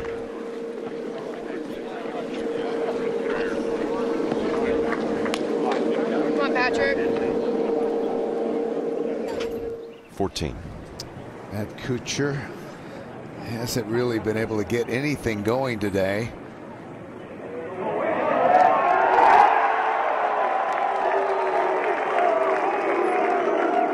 Big smile from Matt Kuchar, gets him into red figures, but out in 39. Now 3 consecutive birdies, so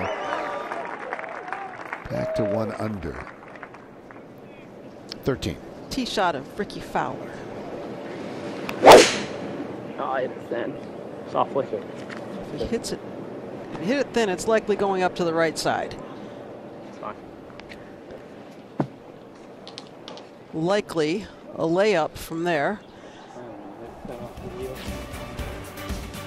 And at about 4:30 Eastern time, Patrick Reed stretched that lead back out to 2 shots with the birdie at 9. Mark Leishman falling further behind, goes out in 37. Jordan Spieth struggling as well.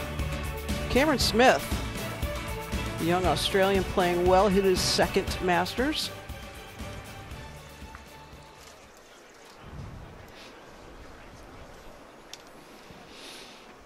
Oh, McIlroy looks at this curling putt coming up on tee.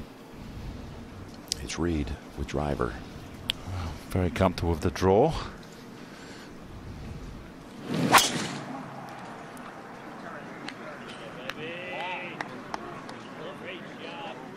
Footwork sounded a little squeaky, but that's fine. Yeah, that's deep. That's long. That's big carry.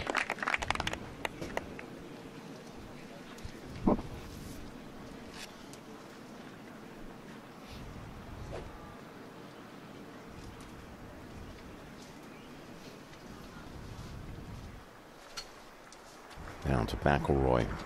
What do you see in this putt, Nick? Steep, left to right. You can see we're almost square on with Royce. He's almost aiming at that corner of the bunker there. That little, yeah, he certainly is. 6-7 feet of break.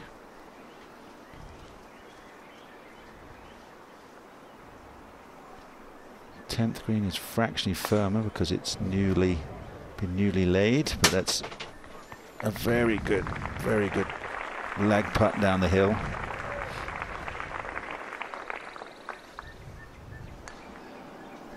And now Tommy Fleetwood. Yes, up the right-hand side with his tee shot at 17. Going for 6 in a row. Just 129 yards. And that will settle in the correct position. Straight uphill putt.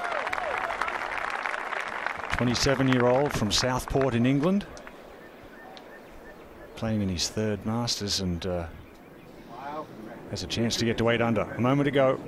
Jon Rahm at the 14th. Long try for birdie. 45 feet away.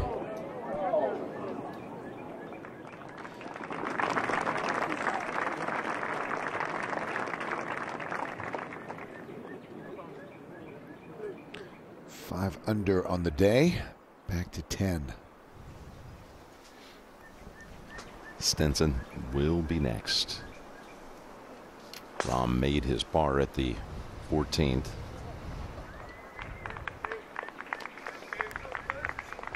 Here's Stenson at 1 under for the day, Nick. And yeah. Meanwhile, all you're hearing out there as a player, if allow your mind to be distracted, are these huge roars, knowing that there's action out there. You're not producing as many of them. Of course, he holed a bunker shot from the front bunker at 7, but it's got to be something where you say, I got to start making my own share.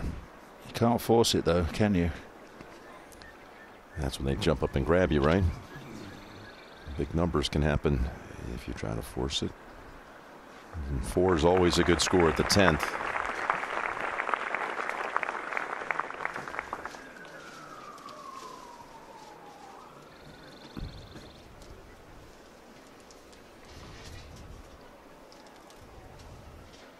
McIlroy steps up. No practice stroke. This is his routine. And he's got his par.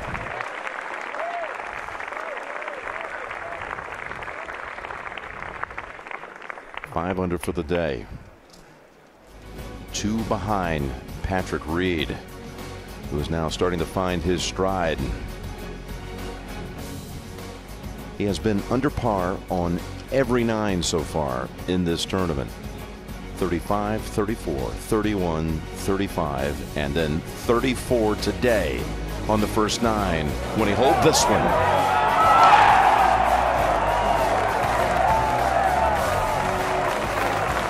Second in the most recent major at Quail Hollow. Now trying to take it the next step. He's the leader in the 3rd round of the Masters.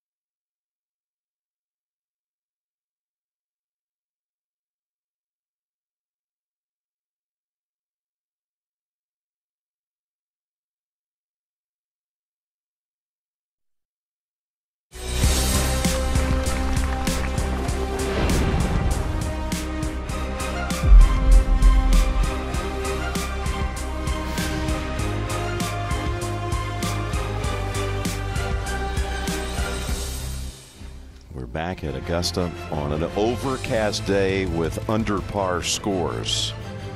Some big ones too, under par. Everyone trying to make a run, and Patrick Reed, the 36-hole leader, who's making birdies of his own. He's 2 under for the day, coming off a long putt for a 3 at the 9th.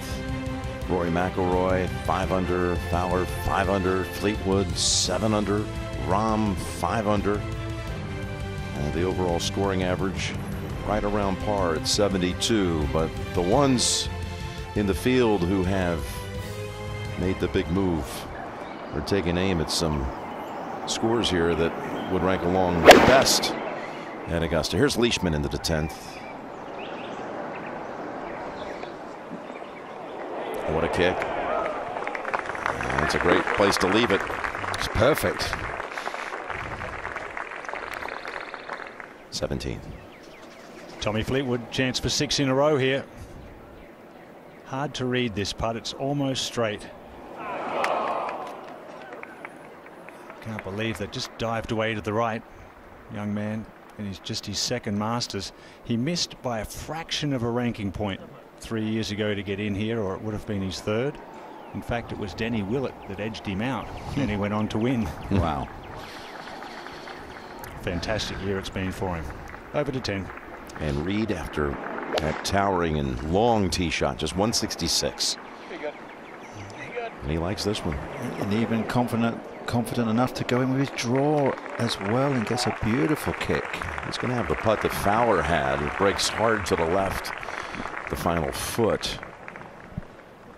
Huge difference now that after those little rains this morning. So much more receptive. Guys are so much more confident to just go right at it. And Peter, what are you seeing at 15? I'm seeing Jon Rahm at the top of the hill after a drive of about 323 yards. This is a 4-iron from 215. Back into what little breeze there is right now. Sit down now. Sit. Soft. Well, he obviously tugged it, and when you tug it, it's going to go long and left.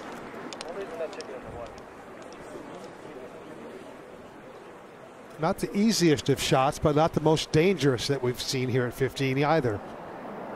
Back to 13. Ricky Fowler with 224 to the front and 258 to the hole. Risky business. Turn.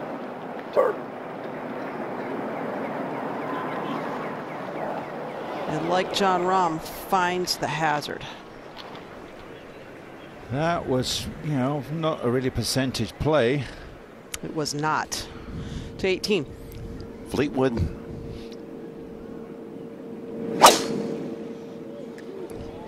On a line. Tommy is strong. Does an awful lot of squat, leg work. That's where he gets his power from. The 18th hole, Holly. Well, let's head up the hill, and it's a pretty narrow shoot now. Those trees are encroaching down the left-hand side. It's about 295 to reach the first left-hand bunker. Second bunker's okay, fine to go in. It's no problem to reach the green comfortably from there. And they climb up the hill. It's a good 6 or 7% slope coming up the hill. That's why you occasionally see a few block shots. And the flag today, back left-hand corner. Cannot go long. Want to get it on the upper tier, but just don't go long. Nick here at the 11th. Jordan Spieth had just under 180 yards into this par 4. Safely played on the green, but Dustin Johnson was wayward off the tee. We just heard he took an unplayable, punched out, and is going to drop at least a shot here. So while they figure that out, we'll go back to the 10th. And a couple of good looks at birdie for the final pairing. First it's Leishman. Well, Leishman needs to hold, otherwise if Reed holds, he finds himself 6 back. Wow, that was nothing much wrong with that one, really. His didn't turn like he expected it to. You'll see a different story from slightly right of his putt, the one coming up for Reed. So Leishman continues to just trudge along at 1 over for the day. Up to 11. Rory.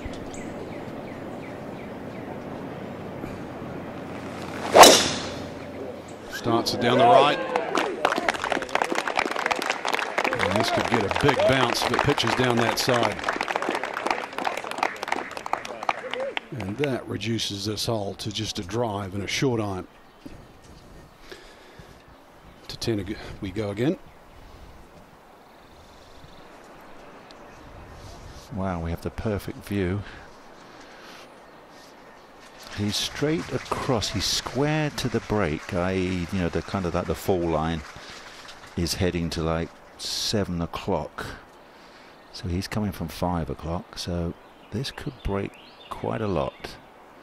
Well, if you remember, Ricky Fowler's was pretty close to 6 inches right. That's kind of where he's looking. Oh, perfect. Just hit it.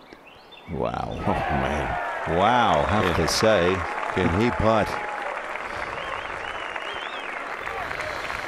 You've got to read them great here. That's the #1 thing. You've got to have that ability, and then obviously it's down to thousands of hours of technique and then trust and belief and determination. So he doesn't make his first birdie until the 5th hole, and now he's birdied 4 of the last 6.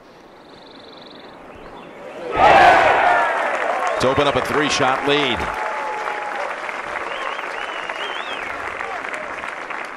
He had been joined at 9 under when McIlroy holed his 3rd for eagle at the 8th, but now 3 clear. Let's go to 15. And Jon Rahm, not one to go high very often with a flop shot. Takes it in low, doesn't get the check that he was looking for. It's still pretty good from down there, Peter. Yeah, and it's a little bit of moisture on the greens, Yeah. Nick. You know, it'll kill a little bit of that spin. It's given them a huge opportunity to try anything now. I don't want to send it all away and then end up with a non-spot. Yep. While we wait for Fleetwood, let's go to 13. And Ricky Fowler has taken his penalty drop. Seen some good success here with players just skipping the ball back up to this little plateau. Just like that.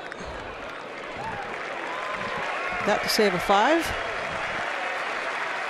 Stay 5 back.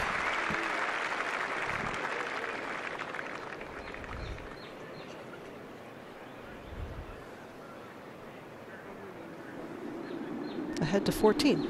And Bubba, 130 away. Suddenly he's 8 back. Oh, wow. Great chance to get it to 3 under here on Saturday to 18. And it's a back hole location. And Fleetwood will try to attack. There we go, 173. Downwind. Wow, that looked like a 9 or an 8 iron. I won't make it up the hill.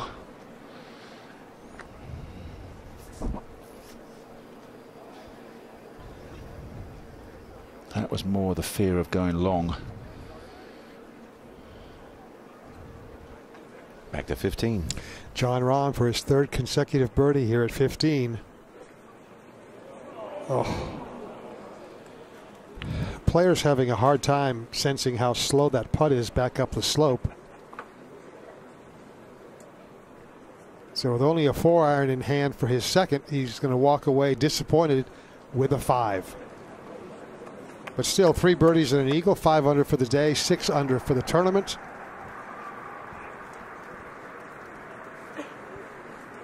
Tremendous young talent playing in his 2nd Masters.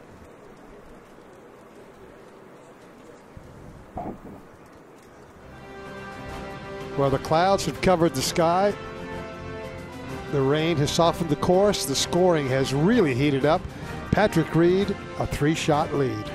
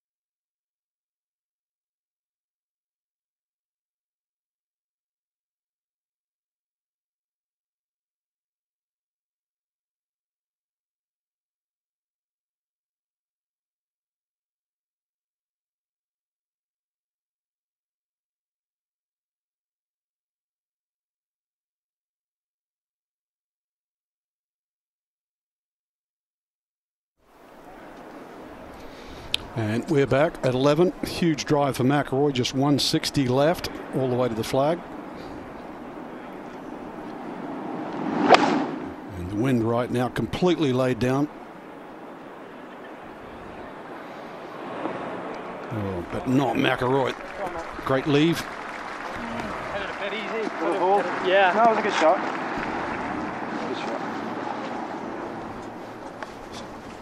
To the par 5 13th. And Ricky Fowler for par. Putted so much better today than he did yesterday. 33 putts yesterday. That's a good save. Second in the hazard. Didn't get too rattled. Get back in the game. Don't make a big number. Move on. To 11. Patrick Reed, everything's gone smoothly today. Putter's behaving.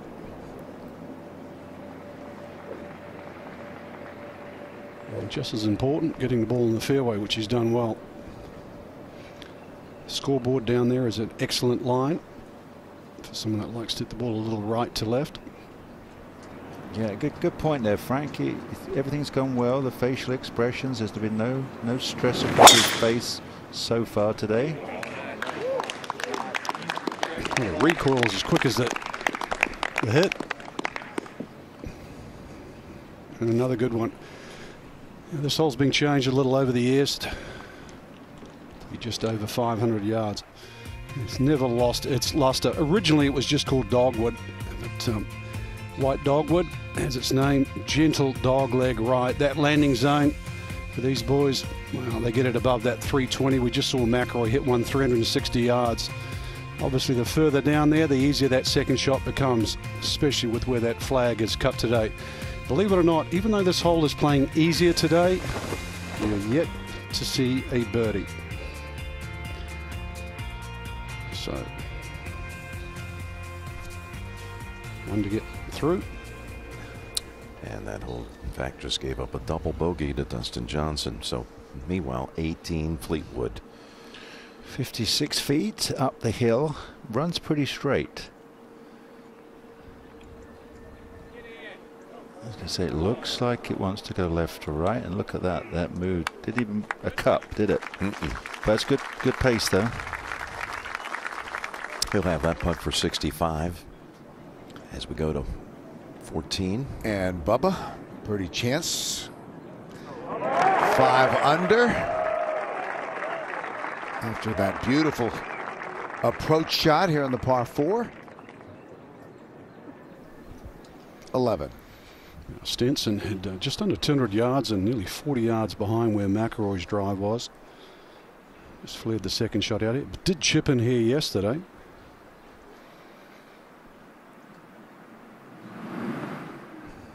See how shallow that is. They don't dig down.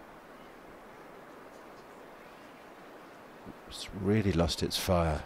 Yeah, that would have run 6-7 feet past. And what a difference a day makes. This was the shot, came up just short, flipped it up, watch the punch. There you go. The first Merrill Swede to ever win a major championship. Got himself back in the hunt there today. It's been hard work. Amen corner. Herbert Warren Wynn coined that phrase 60 years ago, 1958. Before that, this area was called the Water Loop. Now, McIlroy to get to 10 under. Good candidate for your first birdie.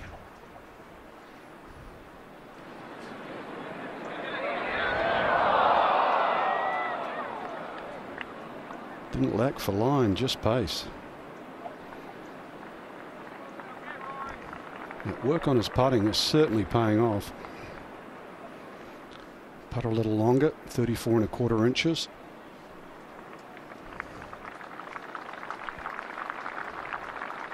Five under for the day and still can't catch Reed. 218. And for par. Oh, Tommy. No. That would have been low round of the tournament had he hold it. Would have been 65. Bettering Reed 66 of Friday. Spieth 66 of Thursday. The tabloids back in Britain will be calling it a Fleetwood 3 whack. Well, you've already called it that. And that will be leaving a sour taste. Yeah, it was such a great stretch. Yeah, especially with perfect shot. That's the problem. He just buckled out on, picking the club in the fairway, leaves a 60-footer and 3 putts it. Good solid first 9, and then the fireworks in the middle of the second 9 before the 3-putt bogey to close.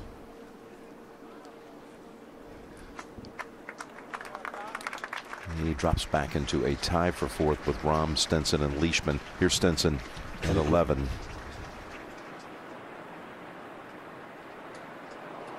Grinds out another par.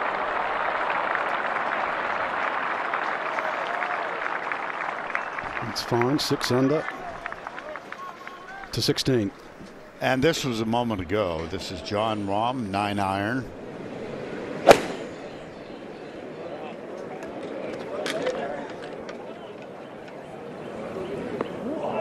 Well, he took dead aim, did he not? And he is hole high. 5 under for today. Let's go to 11. And the Australian Mark Leishman, top of the hill. Looking up everywhere, Matty. Focus on the pin and trees. Yep. When you've blocked a few earlier on, Frank, this will scare you because you don't want to overblock this, and then you think, well, I don't want to pull it, try and straighten it up because I'm looking at the water. So this will be a tough shot to pull the trigger on. So I would deem he dealt with that really well. It's about the best move through the ball. Yeah, that was a far better committed follow through. Now Rory at 12. Short clubs is what he had to work on last year.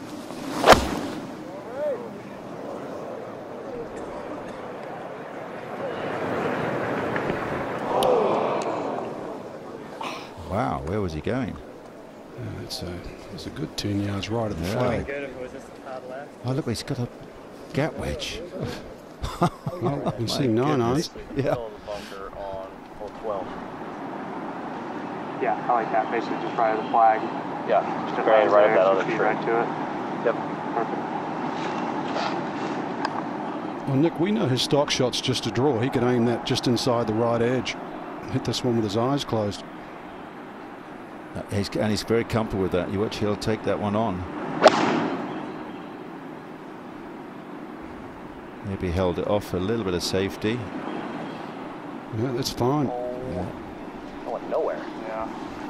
Had to be a little into the wind then. Had to. Yeah, hit that. Absolutely fine. I wanted to. Just didn't. I mean, it flew 6 short of where I wanted to fly. To 16. This goes 7 under for the tournament. Oh, yes. Young man from Spain having an outstanding 3rd round. Jon Rahm. See, that's 2 birdies on the inward 9, and we go to 12. Stenson using the other side of the tee here, which suggests a little bit of a draw. Ooh. Just a touch firm, but it does spin back. Might be a little gloomy in the skies today, but they are sprinkling some birdies around. But read the name at the top of the leaderboard.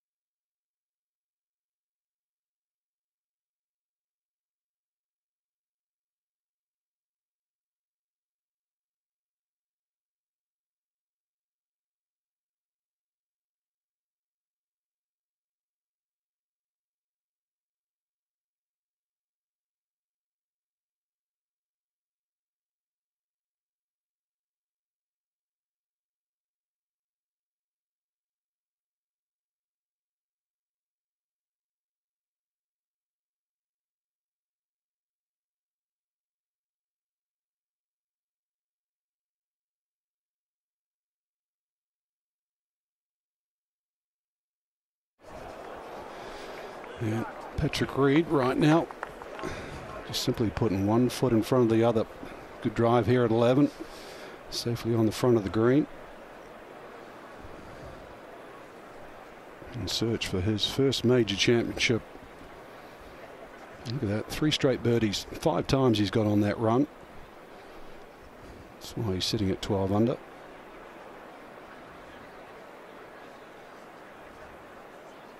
Approach putting has been excellent.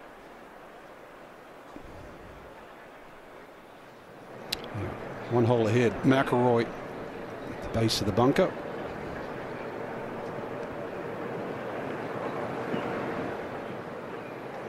Oh, it's going to just pull up a little.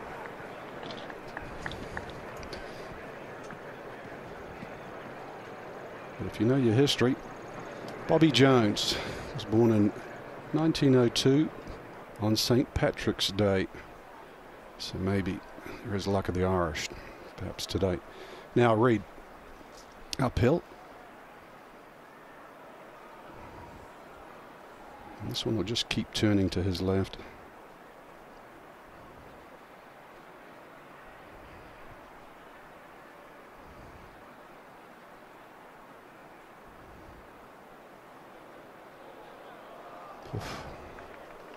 Just needed a nudge. Now, Stenson's 9 on at the 12th. Did spin back a little.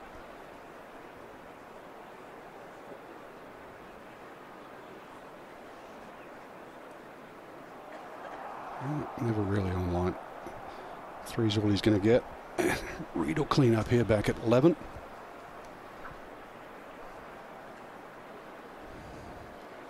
Nice little quiet part of the golf course.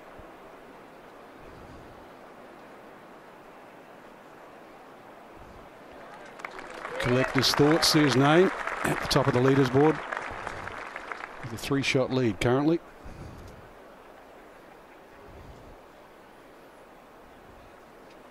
Job well done. Then it starts to spread out. Fleetwood that in with that round of 66 now. McIlroy. Oh. Important. They all are now.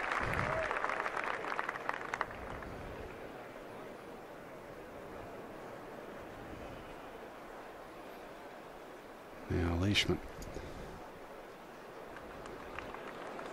Henrik Stenson did tap in for his par at the 12th. Leishman 1 over for the day, but more importantly, to get back to 7 under. Ricky Fowler also tapped in, up ahead at 14. Oh, it's on line if it gets there.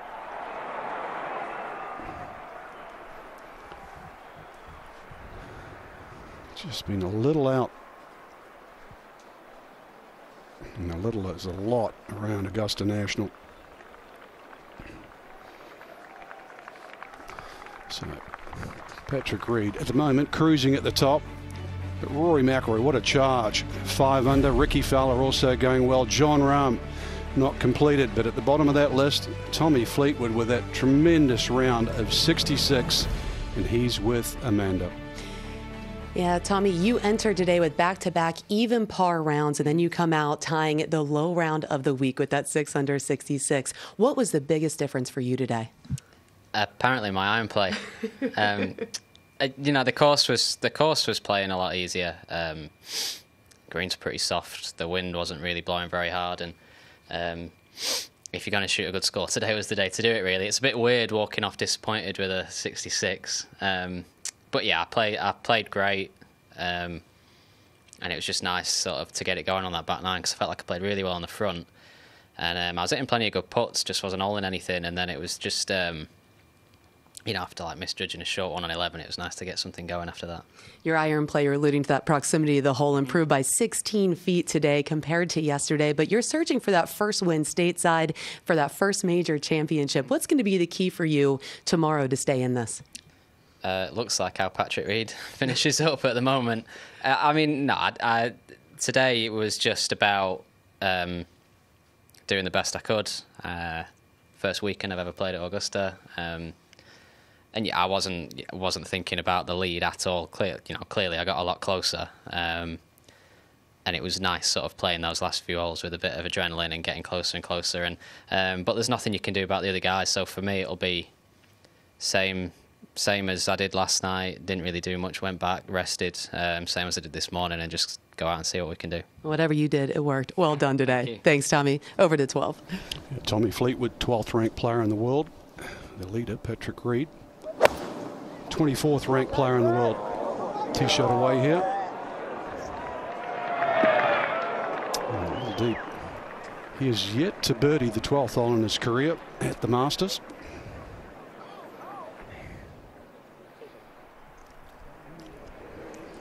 At the 16th earlier, Cameron Smith.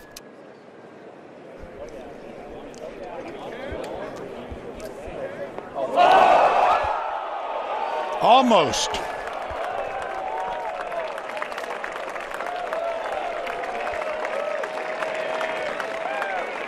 Back to 12. Now Leishman has only missed 2 greens in regulation today.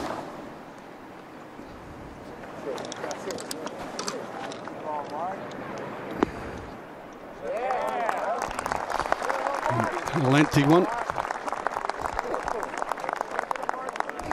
And Nick, at the start of the day, I don't know if we expected to see that lead quickly go from 9 to 12 under. No, I agree, Frank. I mean, we talk about moving day, but it's way more than moving. These guys have turned up the intensity, haven't you? The shot making has been amazing. The chipping, you can see in their eyes that they're, you can make things happen. They're turning on very early for the weekend at the Masters. This was just a bit earlier at the 13th, Rory McIlroy. Trying to turn it around the corner. Should be back in there. Nice shot. Should be all right. Up to 17. This is Jon Rahm, second from the second cut, just on the right side of the fairway. 132. Be good. Be good. Likes it. Flew that really high. Unbelievable shot. What a round this could have been. He didn't birdie the 2 par 5s on this inward half at 13 and 15, and he's still 6 under. Here they come up the bridge there, Frank. Yeah, Ian, that's a great feeling, isn't it, for a start? Sure is. Even better when your name's on top of that leaderboard. He'll make that walk. We'll go to a 2-time champion. Bubba Watson just over the green in 2. Try to chip it in for eagle, settles for a birdie 4. 6 under. You never know around this place. The difference between success and failure is so small. Let's go to 16. And here's 24-year-old Cameron Smith, the native of Brisbane, Australia. Also happens to be the hometown of one Ian Baker Finch. And Cameron Smith goes to -5. We know each other well. He's a fine young man. Vern. 15T, Ricky Fowler. Starting to rain a little bit more, and what breeze there is back into them. That'll be okay. That's a little farther back than some groups that came through here 30 or 40 minutes ago. To 13T. Henrik Stenson with a 3-wood. Best angle at this hole. Best lie down the left side. That is not threatening the left side. Up in that area where Ricky Fowler was just a few groups ago. To be fair, Rory's was drawn. It looked like it got knocked right. To 17. This to get to 8 under par. And 7 under on his round. Jon Rahm, 3rd in the world rankings. A slow start to this tournament, but with the par at the last, we'll have the round of the week. Hoping to join this group, the great Severiano Ballesteros, Jose Maria Olazabal, and last year's champion defending this year, Sergio Garcia. A great list of Spanish champions. But at the moment, it's all Reed, slightly on the upslope. It's just very straightforward, Frank. Not now, though. You can see that rain just starting to coming down just over the last couple of minutes. But this is certainly not the forecast we're expecting. We thought there might have been a stoppage. It's very playable. Just a little wrinkle thrown at the players. 18 birdies already so far for Patrick Reed. 6 bogeys, so they really haven't bothered him. Now Mark Leishman. And Ian, you referenced Victoria. They have some of the fastest greens in the world on the Sandbelt. Beautiful collection of golf courses. Yes, they certainly do, Frank. And he's from Warrnambool, just about 3 hours southwest of Melbourne, down on the ocean. Lovely golf course where the trees grow sideways. It gets very windy there. But I think I think you learn how to read the greens when they're breaking sideways. I mean, the breaks that you get on your Sandbelt courses can be unbelievable. Just like here, you have to learn to look sideways and trust it. Yes, the great Royal Melbourne golf course where they play the President's Cup, and we'll be back there again next year. Mark will certainly be on that team. Frank, you've been there and played in the winning side at Royal Melbourne. Yeah, 1998, 30 years ago, 20 years ago, excuse me. Now that rain, this is the heaviest it's been all day.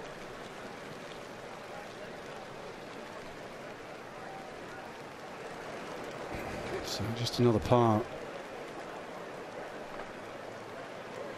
But birdie's been hard to find for Leishman. Justin Thomas at the 14th. That was for birdie.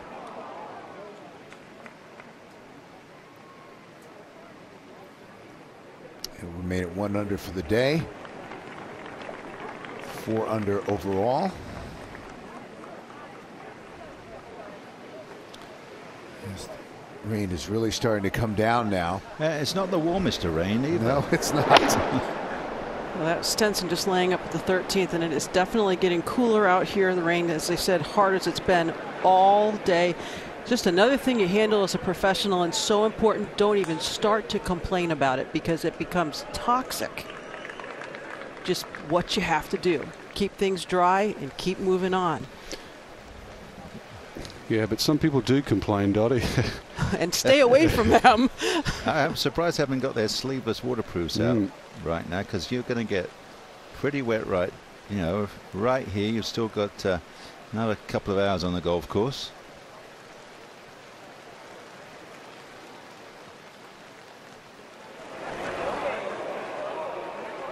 That's the easiest the 12 holes has played all week.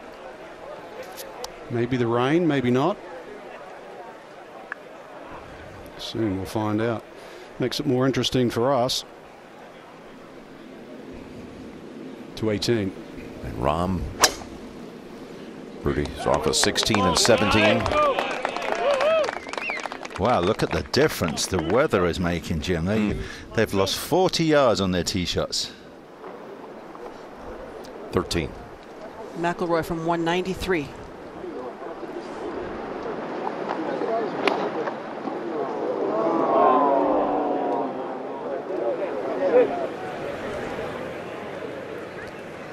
That is some kind of big trouble for Rory McIlroy. Currently 2 shots back of Patrick Reed. Does that make things a lot more comfortable for Patrick Reed? We're going to find out here shortly. Day 3, the Masters.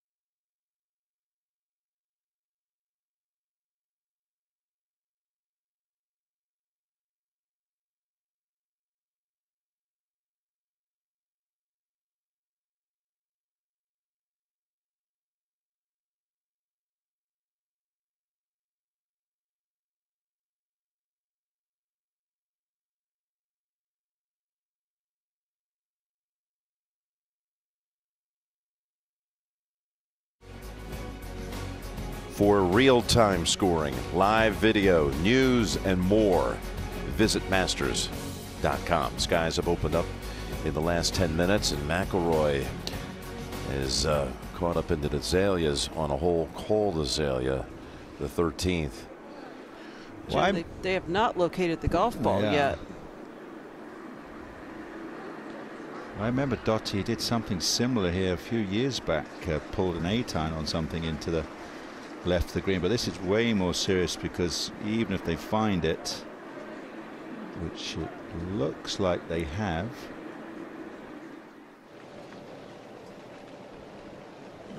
Some 510 yards back up the fairways, Patrick Reed. But this fits his ball flight so well.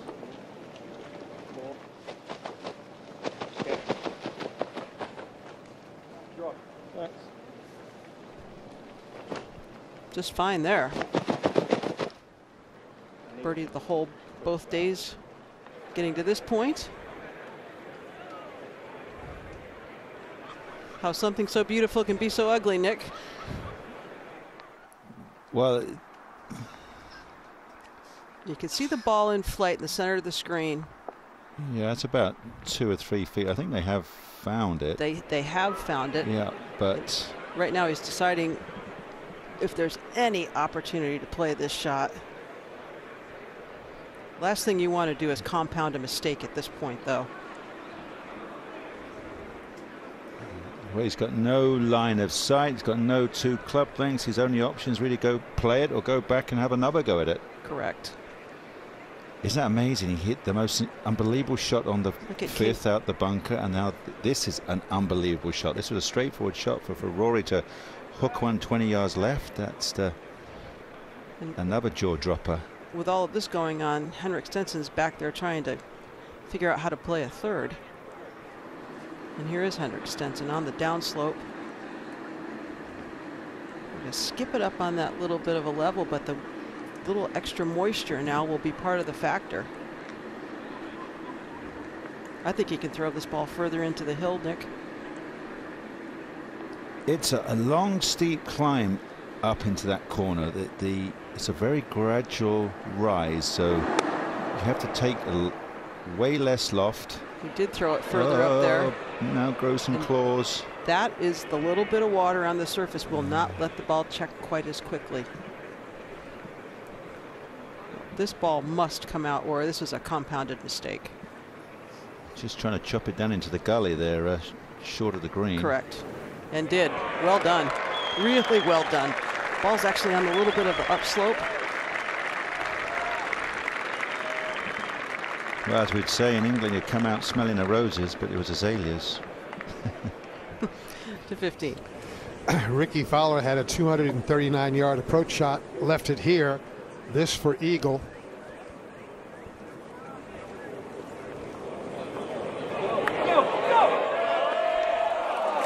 Nicely done. He'll have that left for his 4th birdie of the day to go along with an eagle. Get him to 6 under for the round. Let's go to 18. And here's Rahm at 18 at 7 under for the day.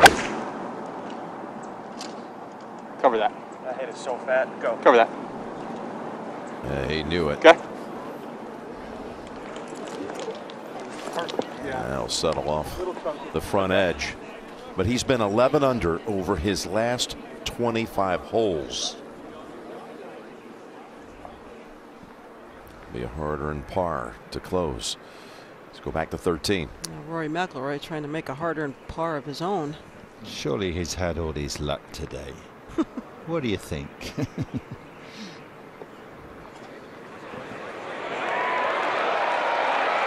Well done. Kept it on the proper level. Leaves himself an uphill putt. Really managed making the mistake and getting himself out of it well.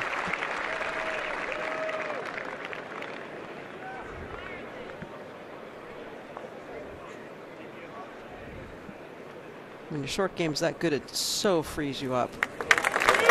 Ricky Fowler tapping in. He now moves to -8 for the tournament. And a terrific 6 under par round going today.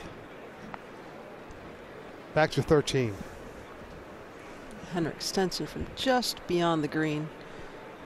pretty simple chip shot. He's got a small little crown to deal with, and then it gets really flat around the hole itself.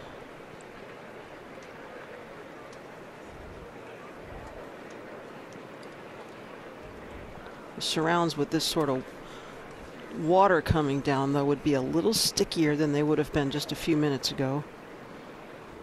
And as a result, he's trying to chip this ball.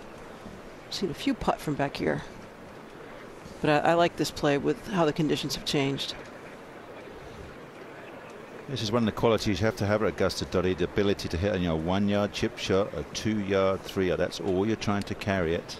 Well, you can see him looking down right where he wants this ball to land, and it would be on the putting surface by maybe about 4 feet.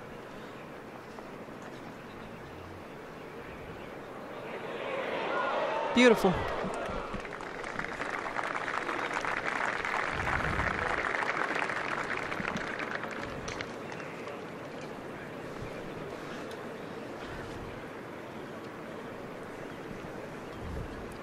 With that in the hole, it'll be a second par of the week for him. Birdied the first day. 5 back. Still looking for his first top 10 here at the Masters.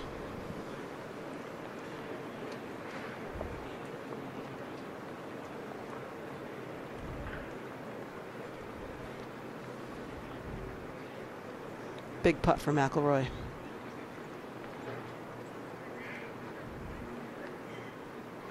And he gets it. Minimizes the damage, stays 2 back. Just kept his cool, got in there, found out what his options were, and got the job done. 16. Ricky Fowler, 8-iron, 6 birdies, no bogeys for the day.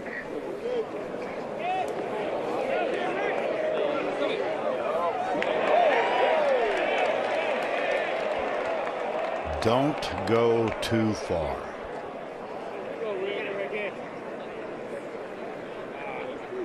It did.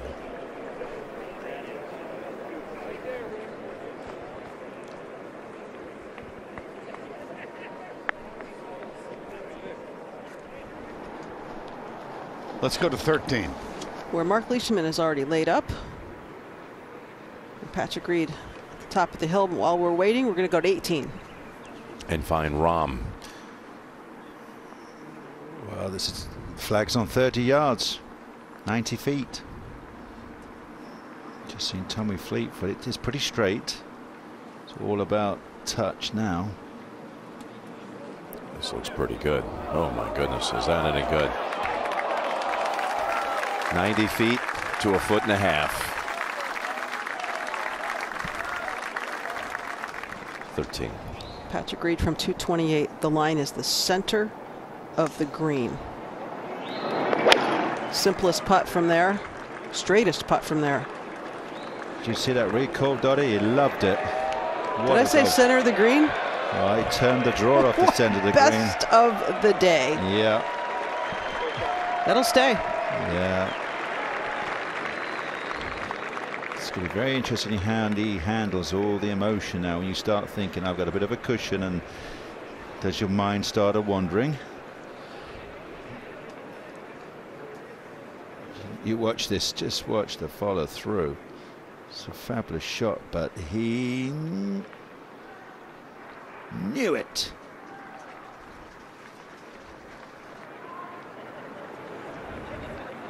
It's so important not to let yourself raise ahead, though. Got to stay right here, and that's what he said he's been doing a good job of this week. Up to 14. Here's Dustin trying to get something going. He's 1 under today. This for birdie.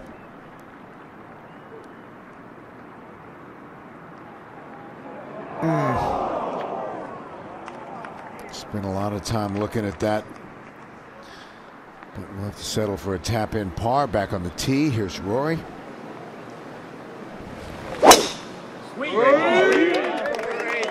Coming off a great save at 13. He's just ridiculously different to all the rest, isn't it?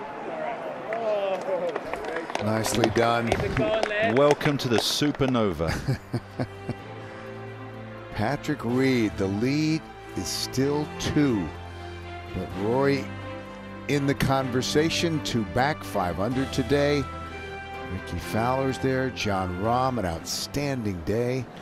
Back on the tee at the 14th. Here is Stenson. Bogey and a birdie on the week.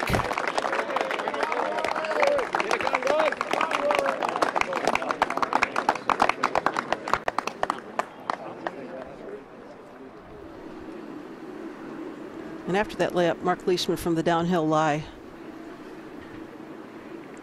Ball back at his stance. This will come in low.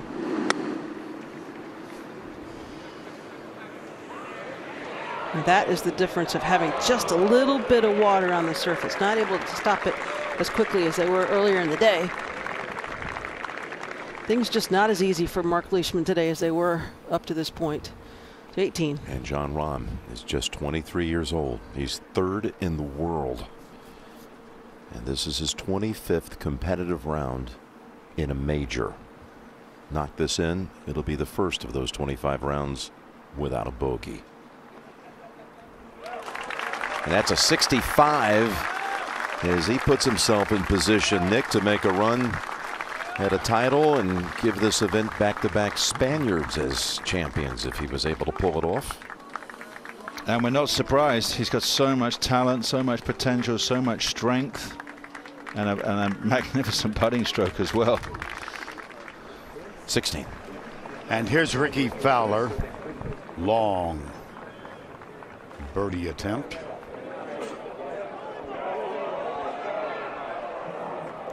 Well done. The field is chasing Patrick Reed, who's in great position at 13.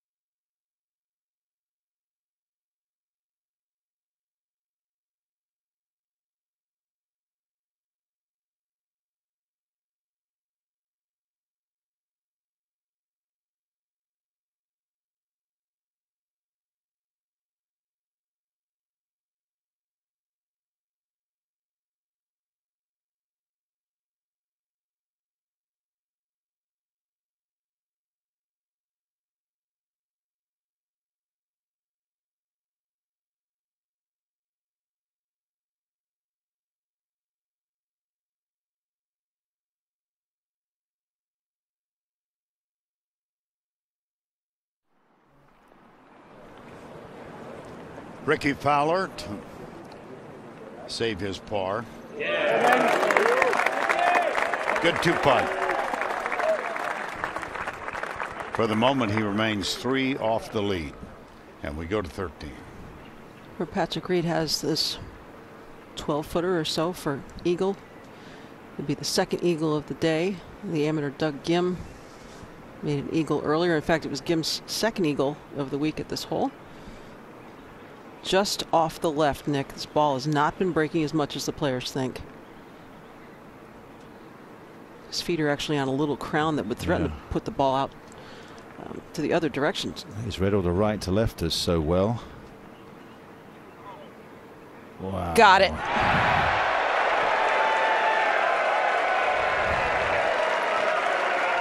Doubled his lead.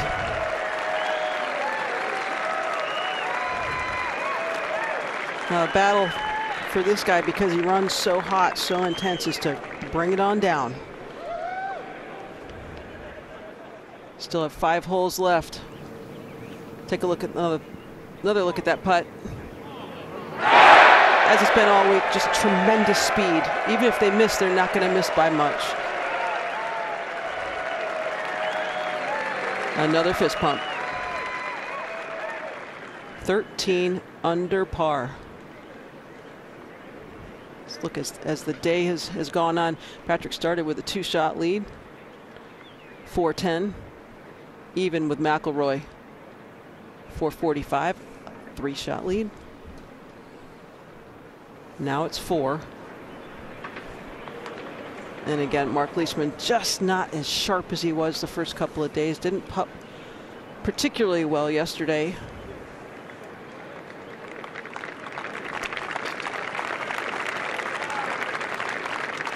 One over on the round. That guy is 4 under.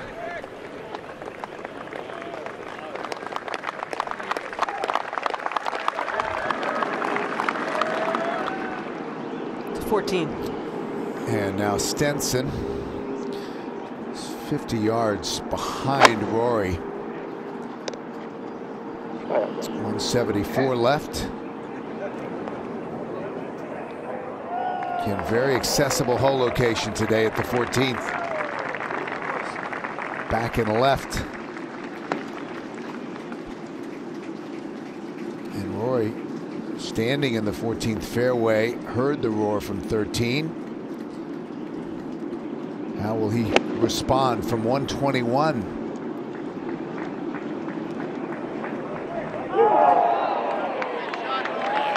And an outstanding effort from McIlroy,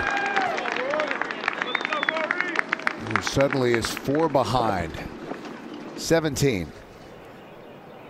On the tee now with Ricky Fowler. Yeah, Ricky. Loves this hole. Birdies the first 2 days. Playing alongside Louis Oosthuizen, who's also played well here in the past. Perfect position for Ricky. 8 under par, 1 behind McIlroy, but 5 back of this man.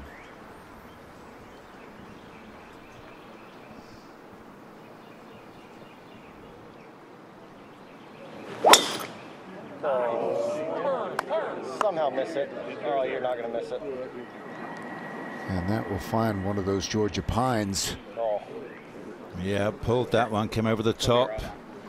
And it looks like it might even kick to the left as well. Coming off the eagle.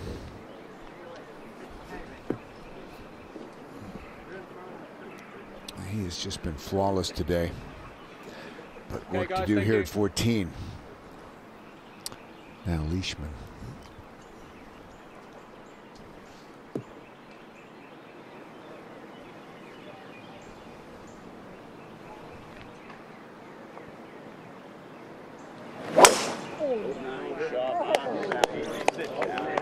He's 1 over today. And that will bound into the, just into the pine straw.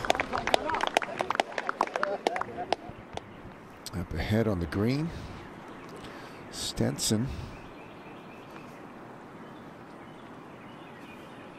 1 under today. But now 7 behind.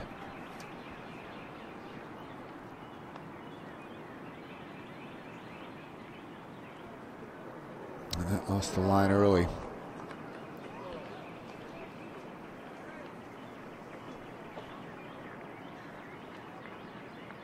So par at 14 for Stenson.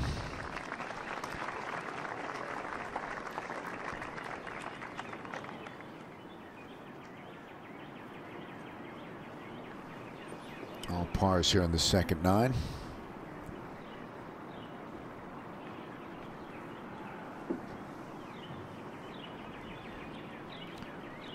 To get it to 10.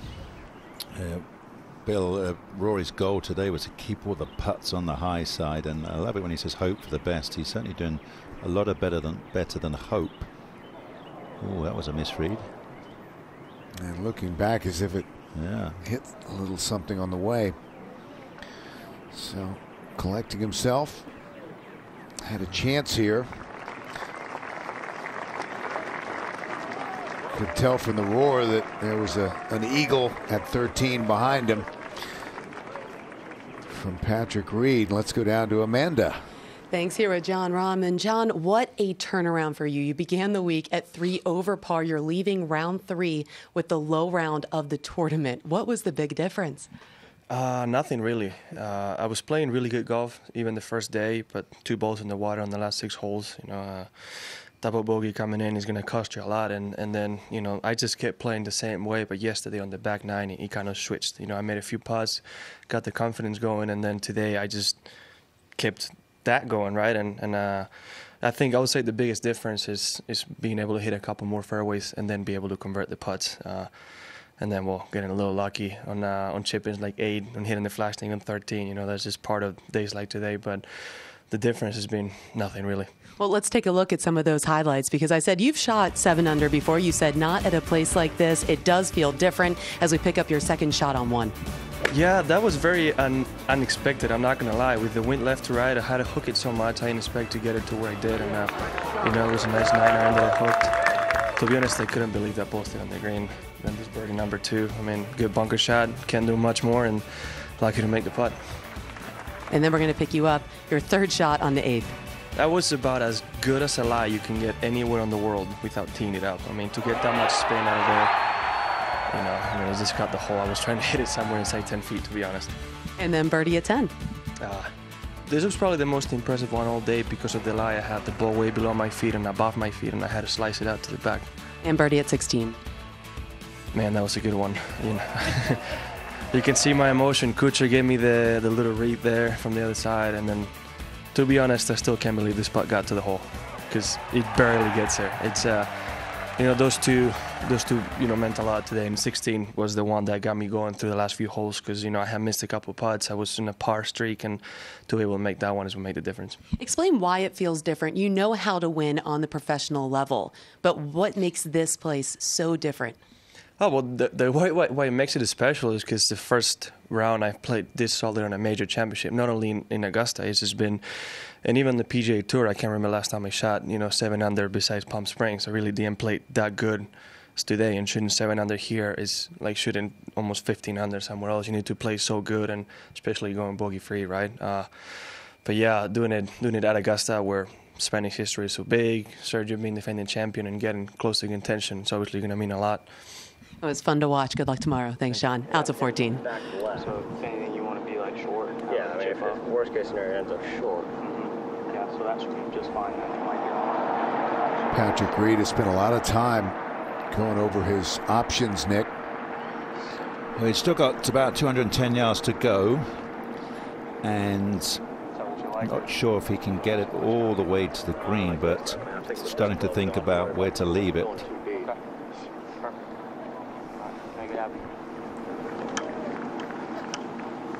Talked a lot yesterday after his round about, even though he hadn't contended before, he learned a lot about the golf course, how to manage your game around here. And just a sweeping hook. Well, we've seen some amazing shots from Bubba Watson and Leishman hit a great hook, and that's pretty darn good. Yeah, that's going to be challenging. Largest green on the golf course, and he's on the other side of it, but that's probably the best he could have done from there. 17. Here's Ricky from a perfect drive. 147 yards. Can go straight at it. And he has. Very similar to the shot we saw from Jon Rahm just a little earlier. And like Jon Rahm, he'll have that putt to get to 7 under today. Leishman. That lie looked awful. Yeah. Just fell off the second cut into the pine needles. Little sat down. Oh, and off she goes with no backspin on it.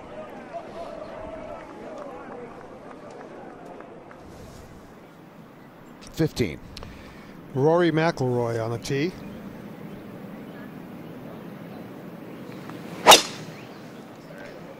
Not the ball flight he was looking for. He's going to have to get lucky with that one. Well, he's all the way left of the trees. Possibly might have a shot from there, but let's go to 17 first. Good chance for Ricky Fowler to get to 9 under for the tournament. Yes, sir. That's the way to play the 17th. Perfect drive and a wedge. Knocked the putt in, and he heads to the last 7 under par on his round today. But Reed leads at 13 under.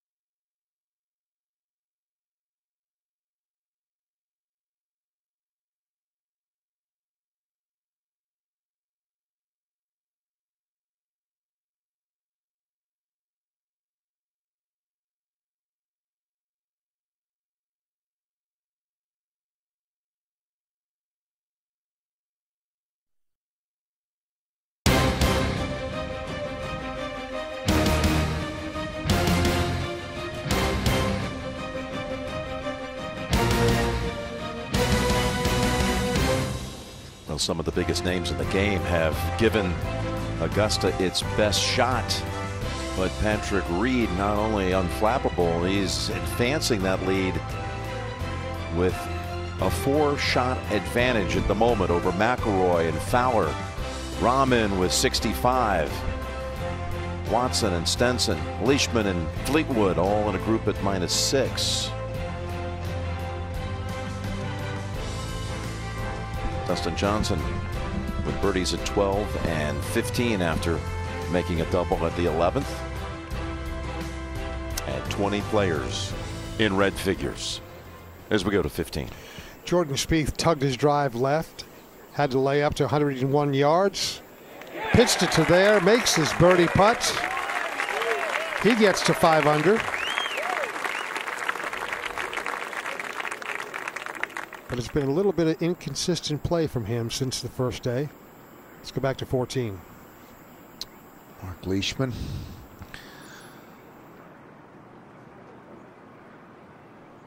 And this is going to be a rough effort upcoming. Let's go to 18. And Fowler.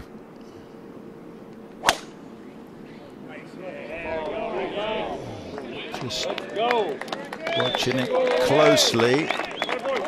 Could be a little stuck on the corner because the drives are not going as far up 18 today.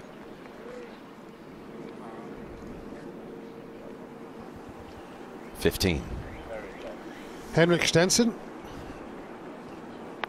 well back at 246 yards.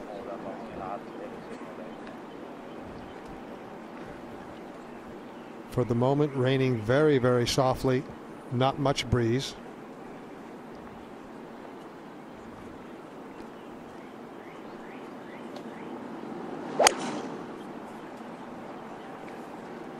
Lofted fairway wood. Oh, and that is just short of the bunker. That actually will end up being okay. He can play a little pitch shot from there. Back to 14. And Leishman, oh, this is very good. He strolled up there 4 or 5 times to take a look, Nick, at the grass just short of the green to figure out how wet it was and what the ball was going to do. Yeah, just find the right landing spot. He did that extremely well. He's one over. Open 70 and 67.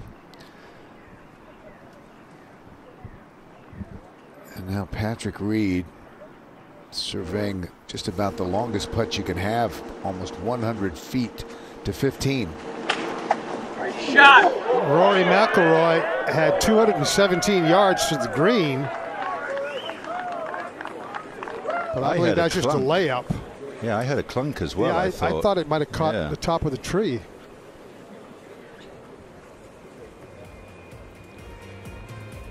And he'll have a downhill lie for his third shot, and this is what it'll look like, Dick. Yeah, this is the third shot, and the bank that faces them. If you just come up 1 inch short of the green, it will end up back in the water. The flag is down in that front section. Sorry, it's back right at 15. So coming from that angle, Rory's fine. He can get the right distance and probably get that up and down. Take a look at this.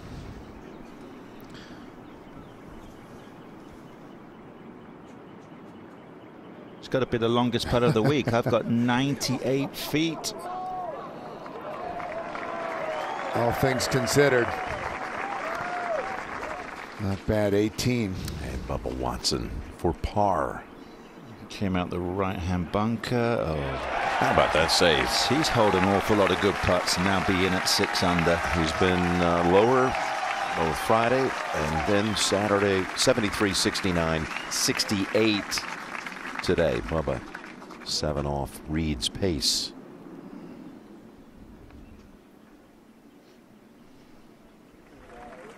Now back over to 15. Well, after a blistering 31 on the opening 9, all pars so far on the second 9.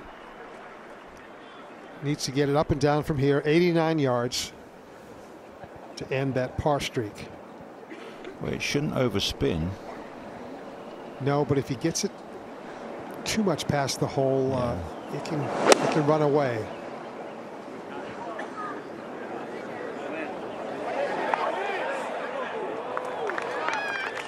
Okay, trying to spin it back, but again, with these moist conditions, the golf course is taking that shot away from the players. He'll have about 15 feet down the hill for his birdie. Let's go to Patrick Reed. This would be some 2-putt.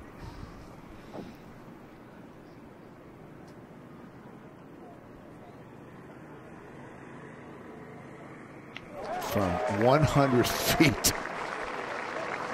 And that is a well-earned par at 14.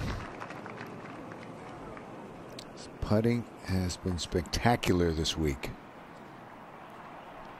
Stays at 13 under, Nick.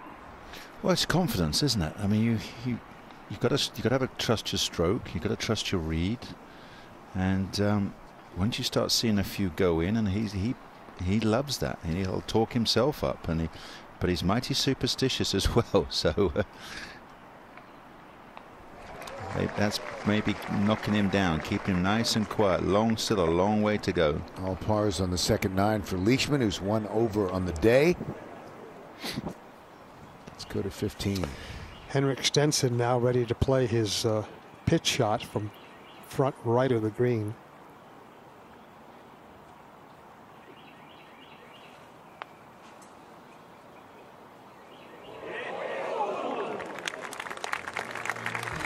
As well judged as that was, it still ran out about 5, almost 6 feet past the hole. To 18. And Ricky's second shot unimpeded.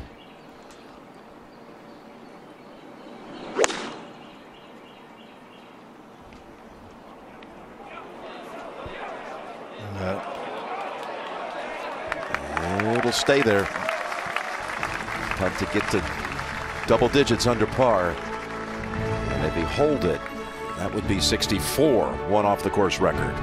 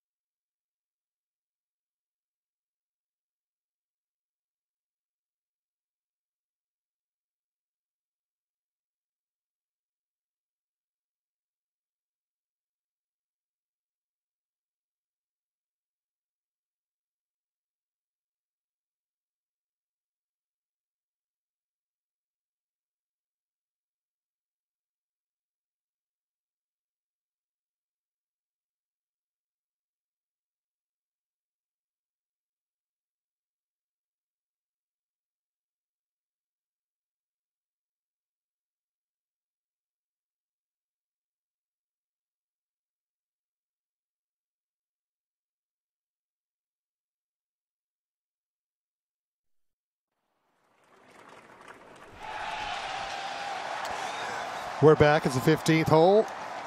Rory McIlroy for birdie. All right. Pars no more. Rory gets to 6 under for the round, 10 under and 3 back of Patrick Reed. I think it'll be important for him to get into the final pairing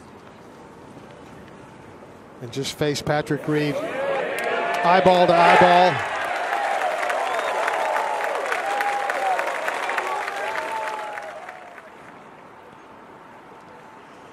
Actually, the conditions are a little bit easier than Thursday and Friday, but the level of golf has been absolutely superb today. Now Stenson for his birdie.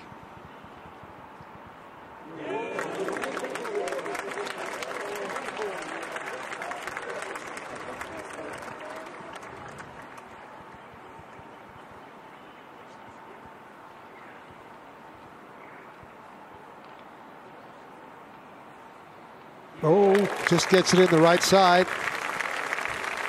The noise from the crowd at 16 didn't faze him. He went on and stayed with his routine and made the putt. Now on the tee, our leader, Patrick Reed.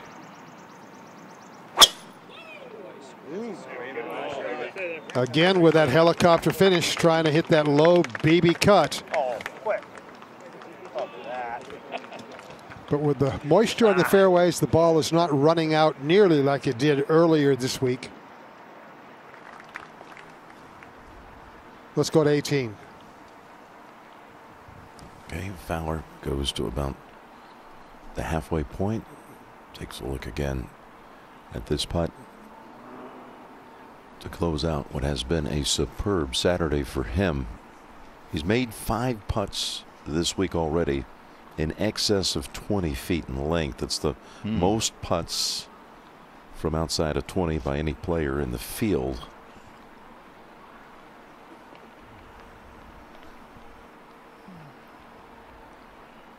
Just around 26 feet. And from my research on the green, it's probably touch on the right edge. And all of this great play makes his coach quite happy. Butch Harmon, whose father, Claude Harmon, won the green jacket, won the Masters 70 years ago in 1948, while still being at the time the host professional at Wingfoot Golf Club. Go. It's got a chance. The dampness got him. It's going to be the second 65 of the day, matching Rahm's score, best of the tournament.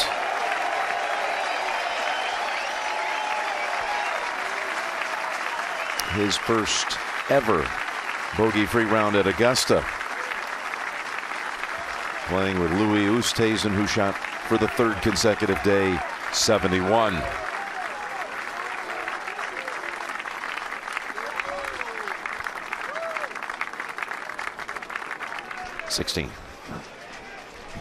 Rory McIlroy on the tee, 8-iron. Hole again, front right.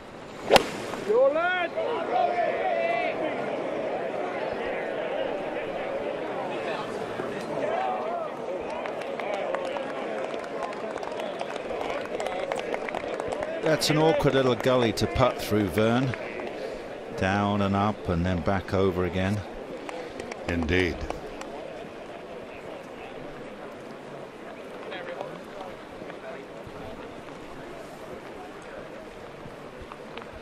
Henrik Stenson also with an 8-iron. Next to last pairing in the field. Rain had subsided, but you can see it's coming down pretty steadily right now.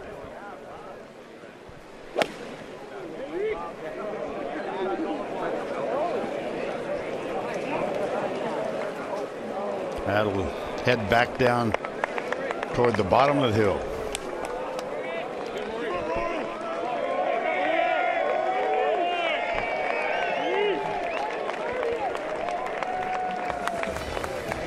Let's take a look at the 16th hole.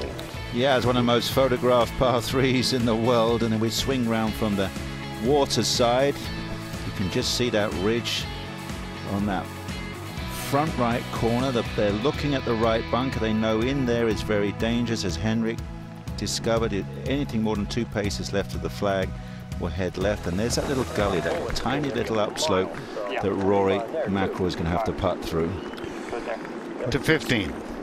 Well, after a tee shot of only 274, so he had to have mishit it. Patrick Reed, 268 yards left for his second. Really? Oh, get a little left. Oh, quit turning. Please. My goodness, Peter. I know. That was on the limit. Tell you what, it's a good thing the ground is softened up with the rain. Yeah, if that was dry. That could have come back in the water for the same price a day ago. Well, I can't think he had more than a couple of yards to spare with that yardage. Well, I'm not sure he did either, with the rain and the breeze back into him. But it's a great spot now. It suddenly becomes like Stenson, a possible up and down. Now Mark Leishman, 242. Oh, it's flown. Oh! It's in the game. Oh, it's come out so hard. Well, there was either some moisture It came out like a rocket. between the club and the ball. It came out like a rocket to the right. Never had a chance to keep it on line. But speaking of rockets, how about this shot from yesterday from Mark Leishman? An absolutely stupendous long iron. He hooked it 40, maybe 50 yards. And rolled it up to 6 feet for his eagle.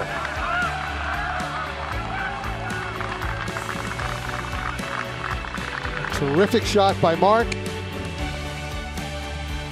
Right now, though, Patrick Reed, leader by 3 in the 3rd round of the Masters.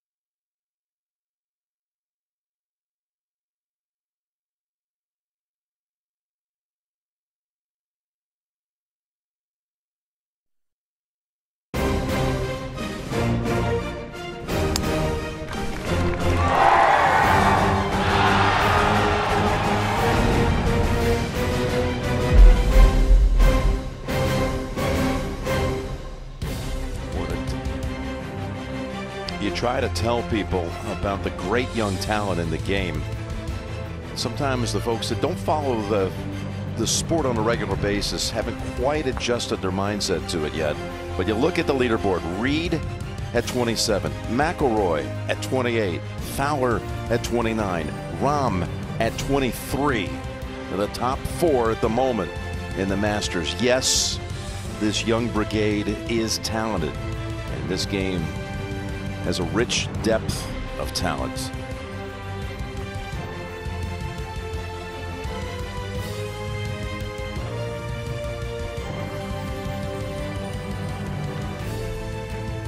+53 players made the cut last night, which fell at +5. And there you see how they're lined up at the moment. Let's go out to 16, Vern. And Rory McIlroy, second cut, right side of the green. Boy, you got to be so delicate with this. And yeah. He was. Well, He needed to chip it today. He would have putted that early in the week. Back to 15. They have parted the patrons to make an opening for Mark Leishman. He is well right of the 15th green. He's going to have to play some kind of a bump and run. While he decides that, we'll go to 16. And the lengthy birdie effort of Henrik Stenson. Yeah, this is completely opposite, Vern. Very slow. Not bad. Quite good, as a matter of fact. Back to 15. Well, you can see what Mark is facing. He's going to be at the mercy of the bounce that he gets off the turf.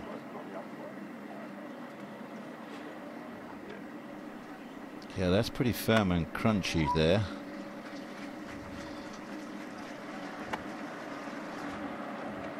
Well, and there's a fairly substantial upslope for the last 3, maybe 4 yards up to the green. So he's got to be careful where he lands it.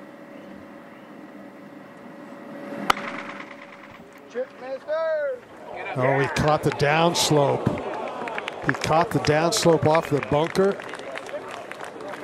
and it just absolutely skidded it forward to 16.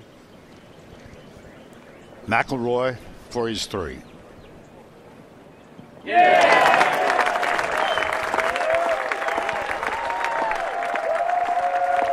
And he remains, for the moment, 3 back. Go to 17. Where Jordan Spieth has this putt for a birdie. Had 147 into the green from the fairway. Really good shot straight at it. Back over to 15 now. Patrick Reed, his 3rd shot. A little bit farther back than Henrik Stenson was, but pretty much the same shot.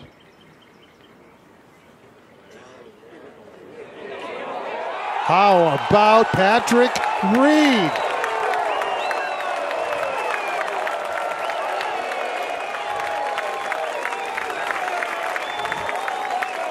Just when you think he maybe made a bad choice with his 2nd shot, he pays it off with an eagle 3. Eagles at 13 and 15. That's how you play the par 5s on the 2nd 9 at Augusta. Well, his focus is just off the charts right now. You see it, you feel it in your body, you want it, you create it, and you do it. Well, he used a little bit earlier wrist cock in his backswing, and as a consequence, able to get a little bit more spin on the shot.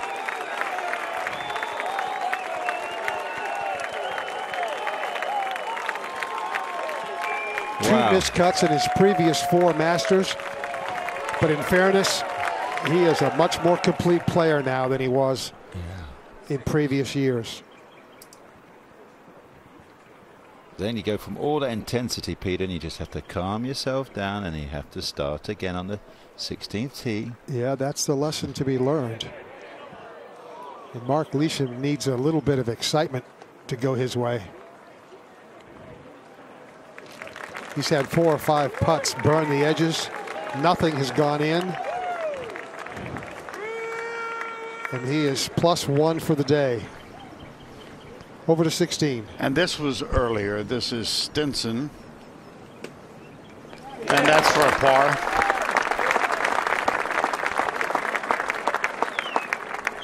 Stenson, the Swede. McIlroy, the Northern Irishman. Let's go to 17. And this was happening while everything was going on over at 15 for Jordan Spieth. And just not his day, that's for sure. 1 under par through his round. Let's check in with Amanda Balionis. Thanks, Ian. Here with Rickie Fowler, tied for the low round of the week. And Rickie, it seemed like the biggest improvement for you was on the greens. How much of that was you figuring something out, and how much of that was the more benign conditions? I think it was more just seeing some go in early and getting the confidence going. Ball striking's been pretty good all week. I think we were a little bit better today, T2 green, but to make the putts that we did today, to make birdies, the eagle, but also to make a couple good par saves to really keep the round going. All in all, just a great moving day, and put ourselves at least in a spot where we have a chance tomorrow, and that was going to be needed with where we were at. It's your first bogey-free round here at the Masters. You're 5 under on those final 4 holes so far this week. Does that all kind of lead you to believe that tomorrow is your time here? Well, like I said, after today, it's the round that I needed to give myself a chance, and I've been playing the final holes well.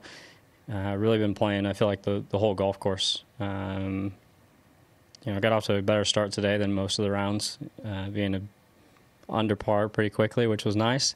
And no, we're in a good spot. And the golf tournament starts tomorrow on the back 9. So today was big to at least give ourselves a chance to go get it done tomorrow. You and I were both just watching as Patrick Reed made his second eagle of the day. What are you going to have to catch up to him?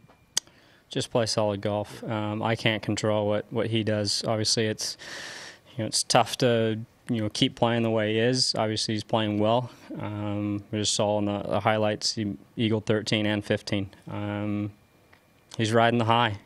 So I'm just going to go out and play my game, keep going through the process like we have been all week. I feel like we've done a great job of that. See if we can get a few putts to go in early and at least put a little pressure on him. All right, well done today. Thanks, Ricky. Out to 16. And Patrick Reed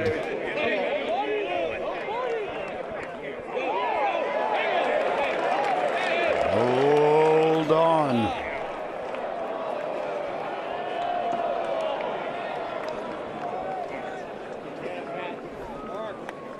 How often have we seen that? But my gosh, with the way he's worked with a putter this week, nothing's unexpected. He has just had a brilliant tournament, especially with the putter. 41. Leishman, 9-iron.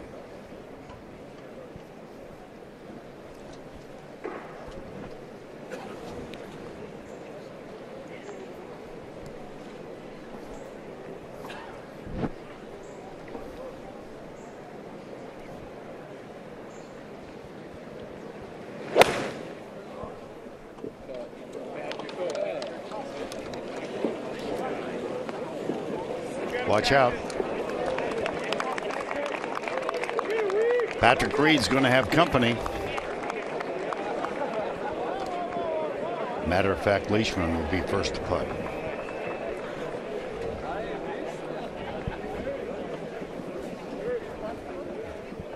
What an incredible display by Patrick Reed as they put up on the scoreboard adjacent to the 18th a pair of eagles. How about this? Over the last 33 holes since the start of yesterday, he's made 14 birdies and 2 eagles. This was his first birdie of this 3rd round. Came at the 5th. Then he got a streak going at 8. Another one at 9 that just barely tumbled home.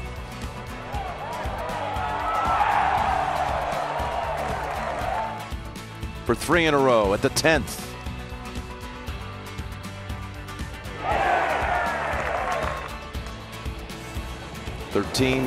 Second shot.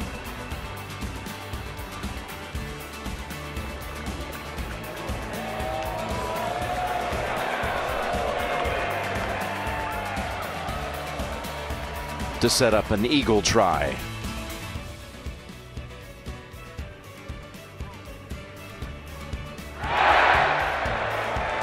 And just when you thought that would be the highlight of the round, he does this at 15. For another eagle.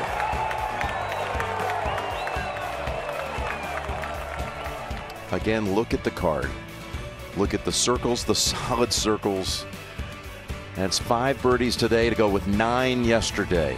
Again, 14 in the last 33 holes, plus a pair of eagles.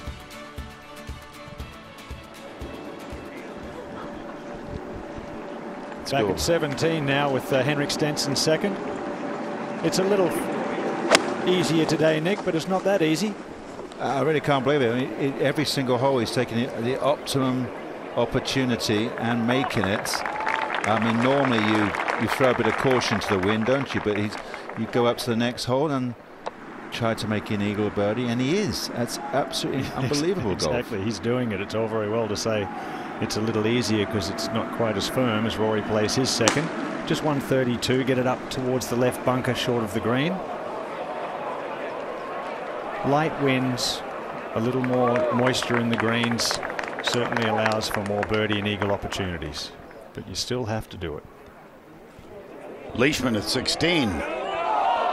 Been that kind of day for him.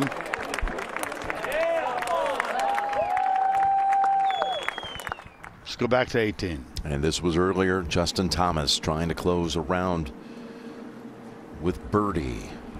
And he does. 2 under 70.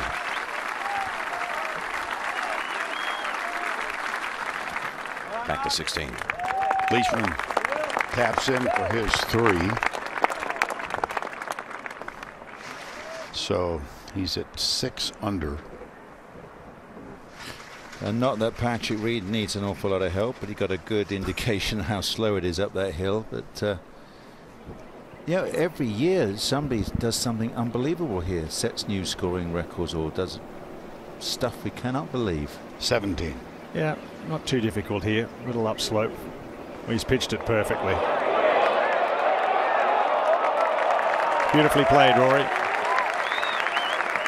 Well, it looks like we might be seeing a Patrick Reed, Rory McIlroy final round tomorrow, like back at Hazeltine in 2016 when they were throwing haymakers at each other. That was amazing golf. I've noticed, Vern, as Rory tapped in for his par there, that Patrick Reed's been using that umbrella today, the Hazeltine Ryder Cup umbrella. Have you noticed that? Well, he's a superstitious guy. He even he makes his caddy run his rangefinder back to the clubhouse because the one time the rangefinder was in the bag, he shot whatever, had a horrendous day. So he's pretty superstitious. Well, aren't we all in some way in this game? Well, you saw his essentially a lag putt, but he's left quite short, matter of fact. Is there anyone, given the way he's putted this week, who doubts he's going to make it? Yeah, but you still have to do it, though. Yeah. As we know, every single shot demands your 100% attention. It's just, you know how delicate golfers can be at times. You know, one missed putt, one poor shot just at the wrong time, just completely sends you on the wrong spiral. 17. And Stenson to stay in the mix. It's in a slippery little position there at 17 today. Very, very small flat spot around that hole. Henrik at 7 under will have that little par putt to remain there in 5th place. And back to Patrick and Vern at 16. All right, Ian. Patrick Reed to sustain the momentum. He shot 69-66 in the first 2 rounds.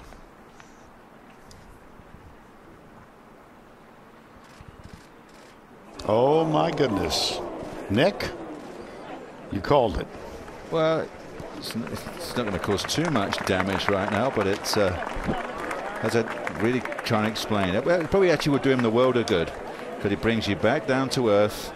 You know, when things are really going well, you get carried away, and now he's realized, okay, I've got to knuckle down. Let's play these last 2 holes the best I can. I want to get in with this 4-shot lead. We go to 18. And Jordan Spieth.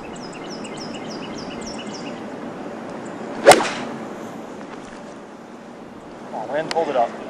176. And a beauty. He'll need that for a round of 70. But he's 9 back at the moment. Reed, even with a 3-putt bogey at 16, is 4 clear of McIlroy.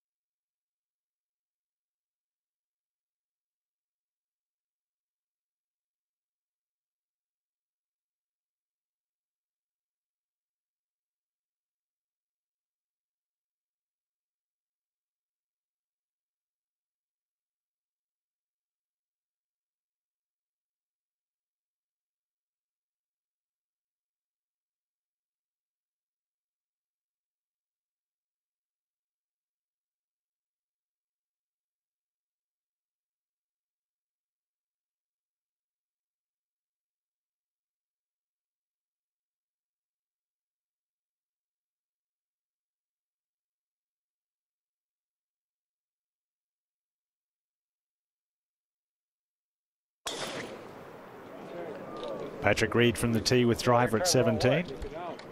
440 up the hill. It's up the right side. Where did that go? Well, it's in the second cut. But it should be past those 2 pines.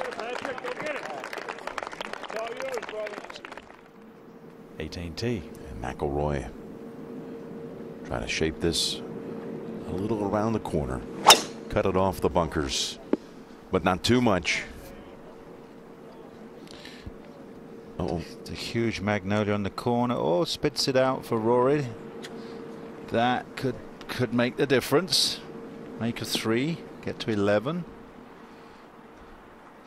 And now up on the green. Jordan for birdie. There was a moment yesterday when Patrick Reed and Leishman almost spread eagled the field, didn't they? And you'd start thinking, and then they all went super tight midway through today, and now nearly spread eagling. 14, 10, 9, 8, 7. Top 5 guys. And this to get to 6. Ooh. Again, not his best read.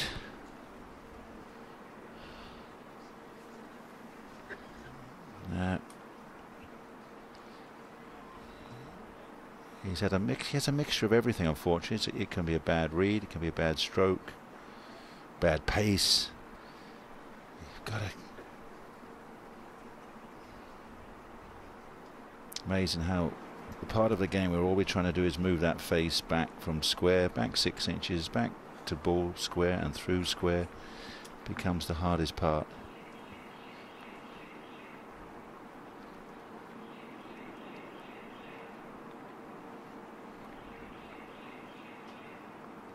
He joins Justin Thomas. They may be paired together tomorrow at 5 under.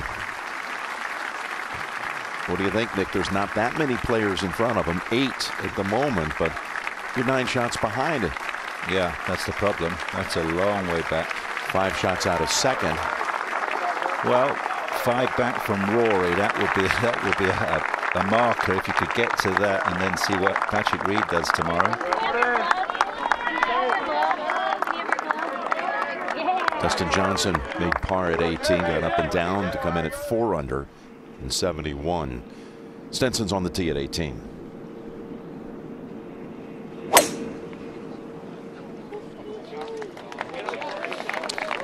Comfortably knows he won't reach the bunker with his 3-wood, trusty 3-wood.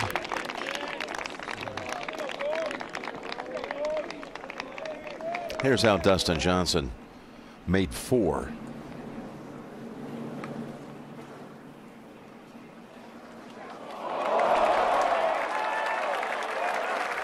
Wonderful pitch. It led to par. But on a day of many low scores, I'm talking 71 for Johnson, for Spieth, Thomas shot 2 under, Rose and Oosthuizen 71s. Patrick Reed now over at 17. Yeah, Mark Leishman has absolutely smoked one off the tee here. He's 70 yards past Patrick Reed. Look at him way up on top of the hill. Patrick's back around the 180-yard mark. Just in the pine straw, just bounced back in. Has never had a round in the 60s, and he's had 3 in a row the first 3 days. Obviously going to shoot in the 60s today.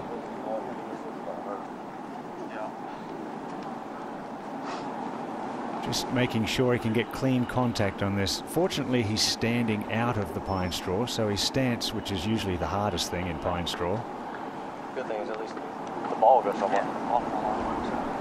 You remember you said that very unusual left ankle action, and he actually built himself a bunker at his house to help correct his footwork. Yeah. He used to have that twisting, spinning left foot, didn't he? Yeah. Little funny here, Nick, with the right shoe, but that's okay. That's not too bad. Nothing in front of the ball. Just trap it. Yeah, the left ankle is much different now.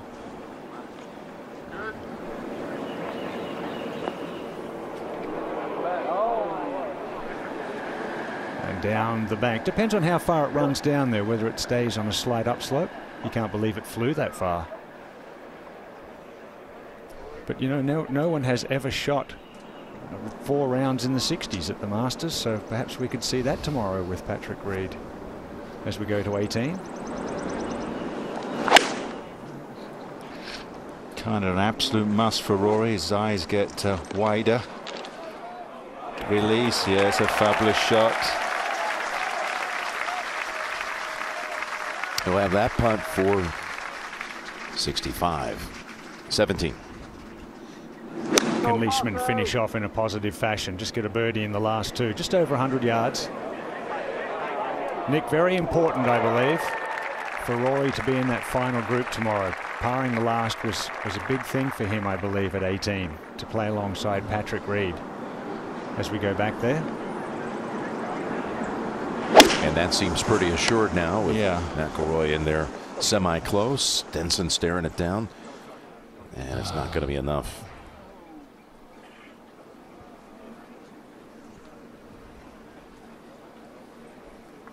And back to 17. Ian? Thank you, Jim. As Patrick Reed makes his way up there, just about 40 yards short of the green currently. We have a look at this 17th green. There's a lot going on here, Nick. Yeah, I always wanted to show the viewers the severity over the 17th green.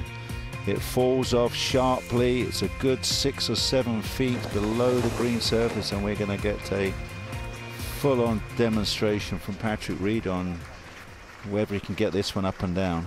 A little bit of extra moisture in the surface makes a bit of a difference here today.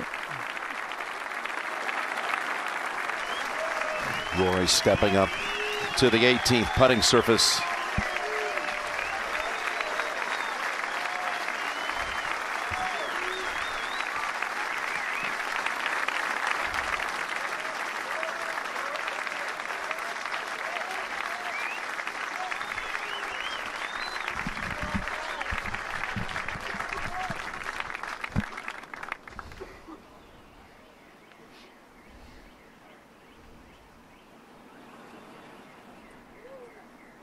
Win shy of the career Grand Slam. Today is the anniversary day of the shot heard round the world. It was April 7th, 1935, when Gene Sarazen made double eagle at 15 and then won the Masters in a playoff the following day. Of course, Sarazen the first to complete the career Grand Slam. He did it here. He's the only one to ever complete the Grand Slam as we know it today at Augusta. And that's what Rory will be out to do tomorrow. So we go back to 17. Yes, Jim, it'd be a wonderful story, but not if Patrick Reed's got anything to do with it. Feisty competitor, and he would relish the opportunity to be playing alongside Rory McIlroy tomorrow. Well, Ian, really on paper, you know, not trying to be negative, but Patrick in theory is going to take 5 from here. That's what you're meant to do when you go over the back of 17, and Rory holds it. There's your 2-shot swing. So let's see how it really unfolds. The damp conditions, though, Nick, have helped him. This ball hasn't gone as far as sometimes it does, so he's still slightly on the up.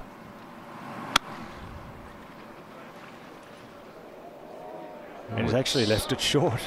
Spun off sideways. Yeah, he got some good juice on that, didn't he? Up to 18. And Stenson from the front valley.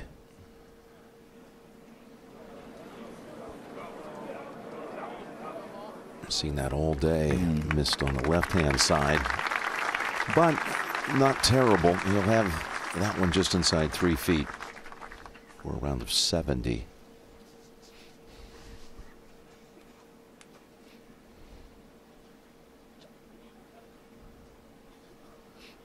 So, Nick, when McIlroy made eagle at 8, he tied the lead. Amazing. At 9 under, and he did not take advantage of some scoring opportunities on the second 9. Was fortunate to make 5 at 13, but before he hit that second shot, he was in scoring position. Point is, he hasn't made a bogey since tying the lead. In fact, he's picked up another birdie, and he finds himself 4 back. Testament to what Reed has done. For one more. For one more.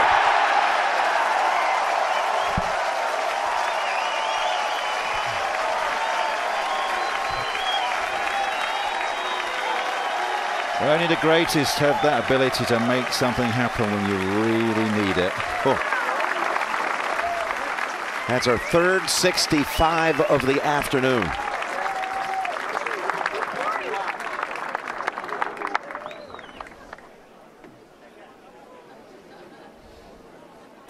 And that two-shot swing that you said was a possibility, Nick? Yeah, well, it's now under pressure. The odds just went up. Yeah.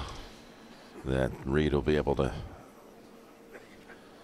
react off that quaking moment here. That was one of the bigger roars of the week. Let's go to 17. Well, that was happening right as that roar happened. Mark Leishman was putting, and just another near miss for Mark Leishman, unfortunately. But the good news for Patrick Reed is he got to watch the line all the way. But he knows what happened. As you can see there from the scoreboard, they haven't changed it there. They're very good about that. They don't do it around the greens when the players are putting. They wait until they've walked off.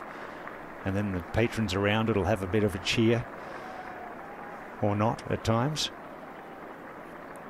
This for par. Good read. How appropriate. That's still a wow, isn't it? 14 under heading to the last. That is some scrambling today in Baker Finch. It's been amazing. 13 under on the par fives, Nick. Just amazing stuff.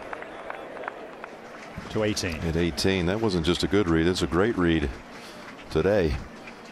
And Stenson gets out with a two-putt par. And it was a moment ago. Stenson finishes it at 7 under. He's in 5th alone, and Rory, you could just tell how much that birdie putt meant to him, Nick.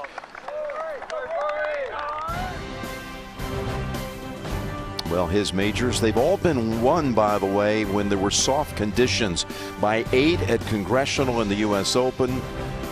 By 2012, by 8 shots down at Kiowa. So he goes 8 shots, 8 shots. Here's the putt one more time. Of course, he won at Hoy Lake, he won at Valhalla. All of them had rain during the tournament. And if there's anyone, he'll be with Reed tomorrow, Nick. If there's anyone that's familiar with what it's like to hold a large lead after 54 holes, it would be Rory, as he had that 4-shot lead in 2011 going into the final round. Plus the way he wins. I mean, he is not afraid to just keep his foot on the pedal, flat out, pulling off remarkable shots. It is more than in his capabilities to win this tomorrow. To be honest, I'd put him favourite. I mean, it's a whole new experience for Patrick Reed. Rory's won 4 majors and I believe came here this week on a mission for the Grand Slam. Well, if Reed looks at it like it's match play, he has a outstanding record at match play, including that leadoff win at Hazeltine by 1 up with a birdie on the 18th to beat McIlroy 2 years ago. And again, that whipsaw cut around the corner.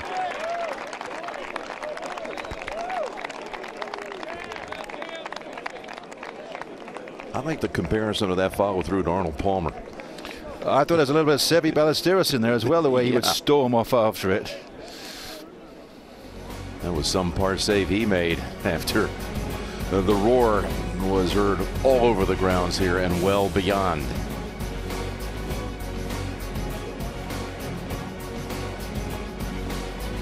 McIlroy putting a rather sizable exclamation point on this day.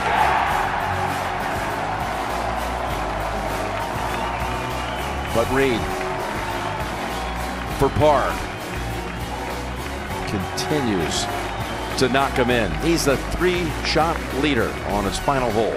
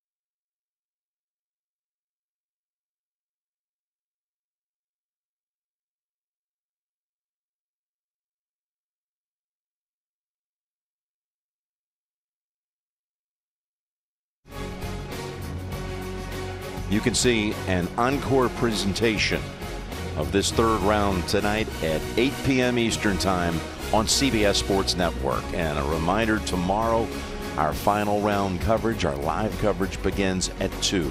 Full coverage tomorrow.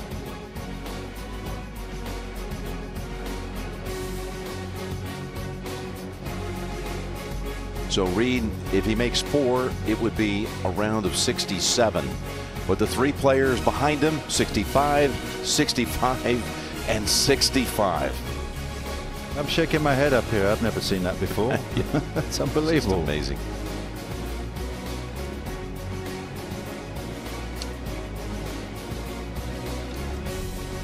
Fortunate, I guess you could say, that we got through the day without any delays. There had been a lot of doom and gloom forecasts all week long that Saturday was going to be borderline, but yeah, there was some rain. Nothing too severe. No electricity. And onward we go on schedule.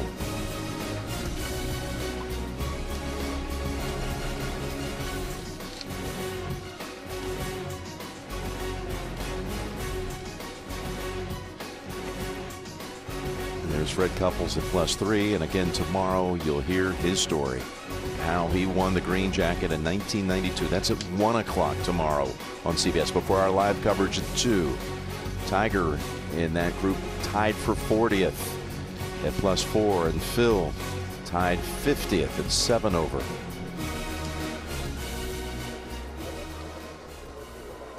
Back at the 18th, Leishman driving it into trouble.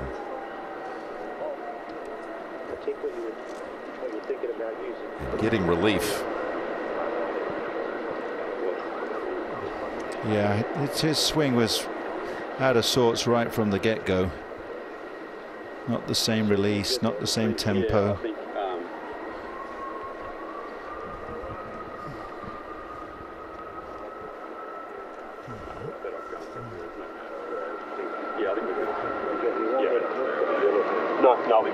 Ryan Jones from the Masters Rule Committee giving him free relief. All right.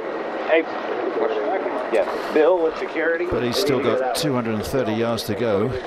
Robert, take him back. Up a hill. Damp conditions. You're going to stay here until he leaves.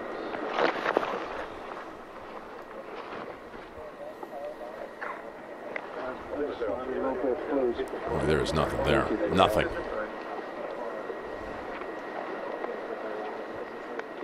And let's hear from Rory as we send it down to Amanda Balionis. Thanks, Jim. Rory, the last few days when we've talked, you've not been entirely happy with your rounds, but today seems like it will be a completely different story. Yeah, bogey-free, 65, finishing the way I did.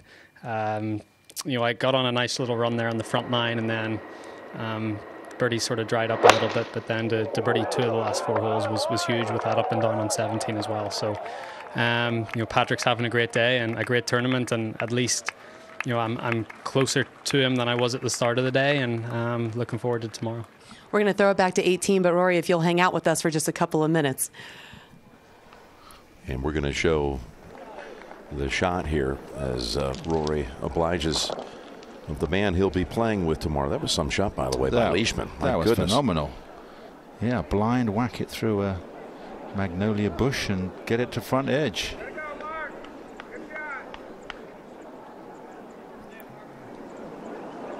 Not much there, but if anything, he was giving me a little bit towards us. A little bit. 7 to 8%. Yeah, I don't think more. Also, we're kind of on the upslope. Right. Tough rounds every walk. Target-wise, where you looking? Camera just to the right of the flag. Put that. Again, his brother-in-law, Kessler Kerrane, the brother of Patrick's wife, Justine, who used to caddy for him in his early years on tour. He calls it Team Reed. Just under 180 yards. What a kick. Oh, look at this. He's going to have the same line half the distance or closer than what we saw Rory hole. And Amanda, let's go back to you. Yeah, Jim, as we're watching Patrick Reed, Rory and I are going over all of the amazing moments that you had in this round. So let's start looking at some of those highlights, starting with the birdie on 4. Yeah, this was great. It was a really, really good tee shot. 7-iron to there. Just had to trust that the wind was doing what we thought it was. And that was the second putt in a row that went right in the middle that had a good bit of break. So that was nice. And then this is your tee shot on 6. Yeah, I caught it maybe a groove low, and I was asking it to go at this point, but that's probably why it didn't spin. If it had been struck properly, it might have spun back and had a chance. But that was a great one here. This on the 8th hole. I rode my luck a little bit here. This was probably going off the green if it didn't hit the pin. So it was a bonus to see that go in. And yeah, this isn't my first time in the Azaleas on 13. I got lucky here again just to find my ball and get it up and down from that point, and to see if par was huge. That was the heaviest rainfall we had all day today, was hitting that second shot on 13. I just wasn't comfortable with it, but to play a pitch shot like that and get that up and down was nice. This on 15 was massive. I hit it left off the tee and just perfect speed, caught the left edge and went in. And I needed a couple of birdies coming in to get into that final group. I saw Ricky had made a birdie coming in, and this was so nice on 18. Just a right edge putt, just give it enough speed to get it up the hill, and great way to finish. You didn't even need me here for those highlights. You just took my job right away and did a really good job. Ian Baker Finch, though, was alluding to how important it is for you to be in this final pairing tomorrow. What does it mean for you to put yourself back in that position? It's massive. This is my first final group here since 2011, and I feel like I learned an awful lot from that day. And hopefully all that I did learn 7 years ago I can put into practice tomorrow. So I'm really excited to go out there tomorrow, show everyone what I've got, show Patrick Reed what I've got, and all the pressure's on him tomorrow. He went to Augusta State. He's got a lot of support here, and I'm hoping to come in and spoil the party. You're ready. I am. All right, thank you, Rory. Good luck tomorrow. Out to 18. As Leishman is going to somehow get out of here, it appears, with a 4. When you listen to McIlroy, and his game's in good shape, his attitude is fantastic. Well, he's sending a message, isn't there? I'm coming in to spoil the party. He mentioned Augusta University. It used to be known as Augusta State when Patrick, there on the lower left, was competing. And they won 2 national championships, Division I. They beat Oklahoma State one year, and then Georgia the following in the match play final. And as far as the research goes, he's the only guy anyone ever knows of who was 3-0 in match play at the NCAA final level. And we're talking about the match play perhaps scenario this will evolve into tomorrow. He's had 8 matches in Ryder Cup competition and lost only once. Last September at the President's Cup, 5 matches, lost only once. Well, that means he's got great determination, because there's certain times in match play when it's not going well and you can hang tough, or even when you're leading, you've still got to hang tough to finish it off. So it will be a smart move for Patrick Reed to play Rory McIlroy match play tomorrow, and just to keep him focused, motivated, and simply so, right? Because more than likely that is the man he has to beat.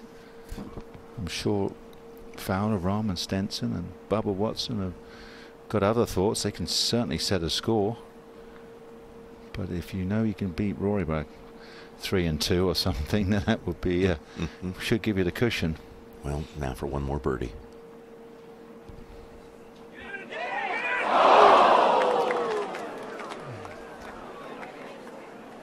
Just half a pace further down the green. Rory, as he said, when it went right to left, and Patrick went fraction left to right.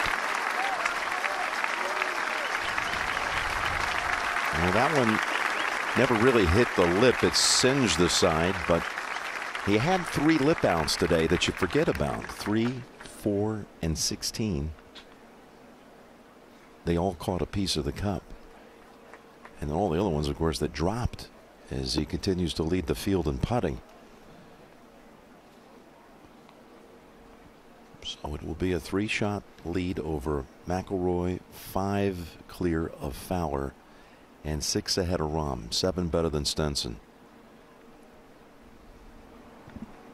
And with all this low scoring, all these birdies being made, poor Mark Leishman today did not have a single one. A bogey at 7. The only hole he's ever eagled at Augusta was the 7th hole last year in the final round. He holed his approach, but not a birdie to be found for him. And once again, Reed will go into the night with the lead, this time by 3. His wife, Justine.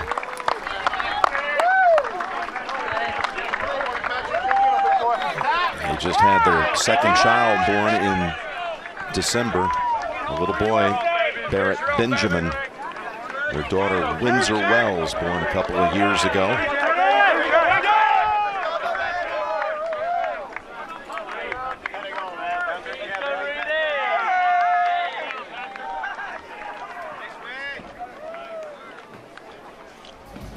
See that yardage book with the American flag adorning it?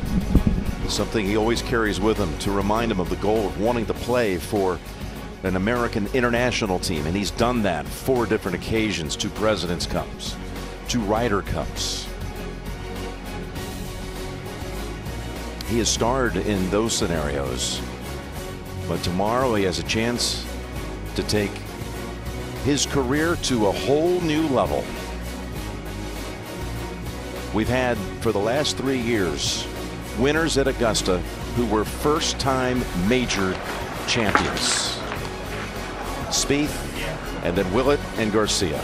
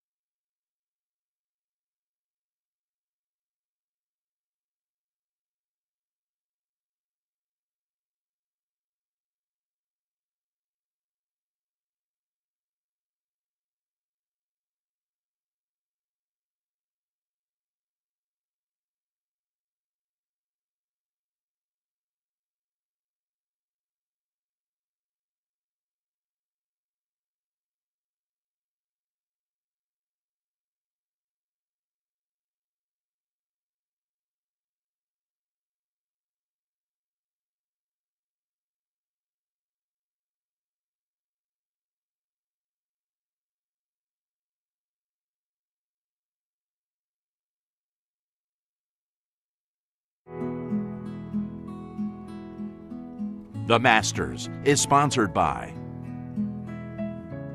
AT&T, IBM, let's put smart to work, and by Mercedes-Benz, the best or nothing.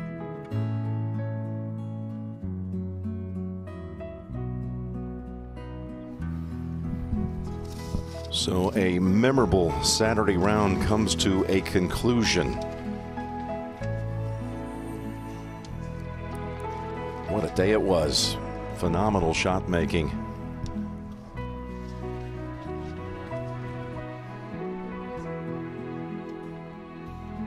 Fred Ridley, chairman of Augusta National Golf Club and the Masters Tournament, made a special announcement on Wednesday. I'm proud and extremely excited to announce a new extension of this mission directed at a segment of our sport that is so important, one that is vital to the future of golf. Beginning next year, we will invite 72 of the game's best women amateur golfers from around the world to compete in the inaugural Augusta National Women's Amateur Championship. This championship will be held the week prior to the Masters, and the final round will take place on Saturday, April 6, 2019, here at Augusta National Golf Club. What a fantastic thing for the game as Augusta National continues to try to grow the game through events like the Latin America Amateur, the Asia Pacific Amateur, the Drive, Chip and Putt, and now the Augusta National Women's Amateur. This is going to be played here next year. the week before the Masters tournament. Let me bring in Donnie Pepper and try to frame the significance of this announcement for us, Donnie. Well, Jim, I've been involved in the Asia Pacific Amateur and the Latin America Amateur Championship for a number of years, and they've been events that change lives, and I think it's just fantastic that Augusta is going to continue their emphasis on amateur golf and they've created this opportunity for the best women amateurs in the world to come here and to experience what those young men have had the opportunity to do around the world. It is absolutely fantastic, and I can't applaud them anymore. It's just great. And again, that event will debut next year, with the final round being played on the weekend before the Masters tournament.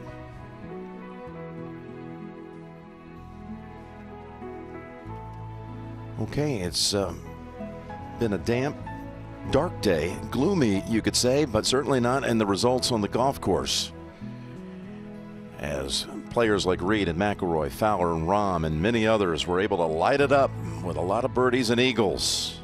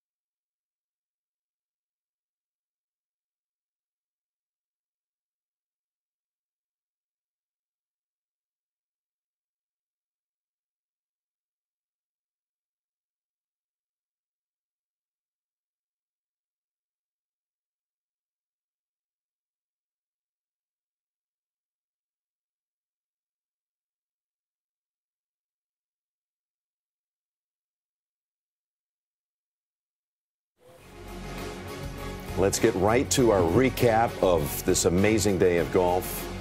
Phil Mickelson at the 14th for a birdie. Tiger today able to get over a hurdle at the 12th. Having knocked it in the water the first 2 days, Tiger shot 72, Phil shot 74. This was a birdie at 16 for Tiger, set up by this wonderful shot.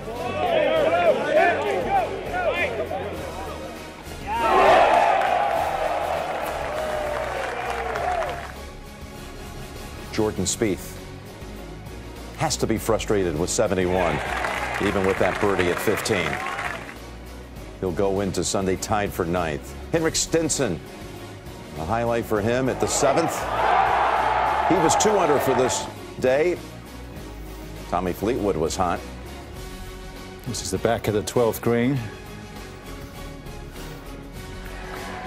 Tommy Fleetwood, 12th in the world.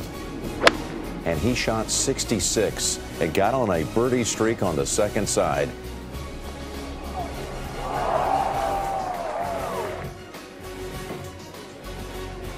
.66 for Fleetwood. Bubba Watson at the second hole.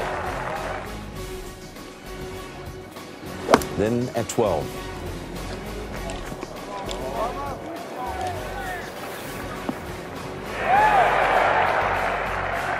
Bubba's got to be wondering what scenarios will work for him tomorrow. He's at 6 under, tied for 6th, but he's 8 back. Then there's Jon Rahm. Well, this is maybe where it all started. Jon Rahm for eagle at 8. Said it was a perfect lie, perfect shot. And then John at the 16th with a birdie. What a comeback from opening 75. It goes 68 Friday and 65 today. Yes, that got there.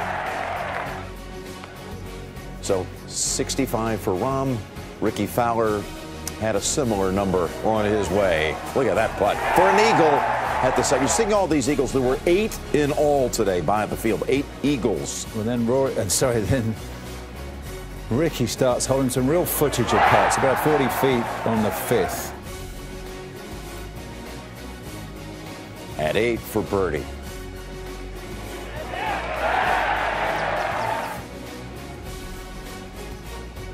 '17 is approach. He's going in tomorrow in 3rd, 5 back. Yeah, that's nothing. I mean, I would deem, as you would know, 6 back is doable. So McIlroy at the 6th. Did you hear the interview with Amanda? Yeah. He didn't get the spin because he hit it one groove too low. He said stay in the air. He said fly a couple of times, and then this is outrageous. This was. Yep, for eagle. Crashes against the flagstick. Boy, he has been really outward with his emotions and so fiery and passionate about it this week. Well, I think he's starting to step things up, and this was key. He knew the importance of this here at 18. And look at his reaction. Says it all. He's going to bring that tomorrow. Okay, let's hear from the leader. Standing by right now with Amanda. Yeah, thanks, Jim. Here with Patrick Reed, leader by 3. We were just watching those highlights together, and you said, I am ready for this showdown with Rory McIlroy tomorrow. How excited are you about this final pairing? You know, really excited. Anytime you can come out and have a lead going into Sunday, it's always, you're always going to be excited about. But to be able to play against Rory and, have him side by side with me, it's going to be a lot of fun. Every time we seem to play with each other, we seem to have a lot of fun, and we seem to both play some solid golf. So hopefully we can get some fireworks out there and have a fun Sunday. I have no doubts there will be fireworks tomorrow. But you were sleeping on your very first solo lead at a major championship. You backed that up with another low round, starting with this birdie putt. Yeah, after watching Leishman, I knew this was just outside the left, and all I knew I had to do was just get it going to the hole, and I was able to make it. And then this at 8. 8, I hit that putt in practice. I knew it just barely goes a little left as well, and all I had to do was make sure I got the ball in the hole. And then here at 9. This was a tricky one. I didn't know if it was going to go right or left, and I just kind of guessed, and luckily I guessed the right way, and perfect speed dropped in the side door. And then we're going to take you over to 10. Yeah, I mean, it just at that point I just felt like I saw every line that I could possibly see, and it was just outside the hole, and just get the ball in the hole again, and was able to pull it off. And that's your second shot at 13. Yeah, Kess wanted me to hit 5-iron. I thought it had to be 4 just because of how the weather was, and I was actually shocked how short I actually flew. But good thing I hit 4 instead of 5. Is it often that you disagree with your caddy on the club selection? Yeah, normally I'm wrong. So I'm glad to get that one and capitalize on making the slider. And then of course this for eagle on 13. Yeah, I had this putt. It feels like 1,000 times each year, but that's usually for birdie. And I just knew I had to get it high enough and just allow it to drip over, and was able to capitalize on it. Third shot on 15. Just a nice little lobby, and I was just trying to get within a 3-foot circle, and I just happened to land at the right spot, and from my angle, it was moving pretty hard left, so I was lucky it went in. Pars are just as important here. How big was this one for you on 17? It was huge because 17 always gives me a hard time, and I barely missed my drive to the right, which is a spot you have to miss it, and it's always a guess out Pine Straw. And I felt like I hit a solid iron shot. I was playing that if it worse, it ends up short, and to catch a flyer out of the Pine Straw and go all the way over the green, usually dead, and to be able to capitalize on making that putt was crucial. You went to school around here. You've played here previously while you were in school here. Do you feel like you maybe have a little home course advantage over others? Well, no, because even though you went to school here, you don't get to play here. You only play here once a year, and the golf course is completely different from when we play. So, I think the biggest thing is just the amount of times I've played here throughout, the other tournaments in the past. I've learned a lot from it, and I'm able to kind of plot myself around the golf course, and, I'm more comfortable with it. And that's the biggest thing around here is you have to be comfortable with the golf course, have to be comfortable with how you're playing, and, I feel like I'm comfortable with everything right now. You told me yesterday that you were not really feeling any nerves with your first ever solo lead at a major. Did you still feel that way waking up this morning and knowing all those big names that are behind you, gunning for you on Sunday afternoon at the 2018 Masters? Do your nerves still stay the same? Yeah, my nerves are fine as we speak. They're fine this morning and today.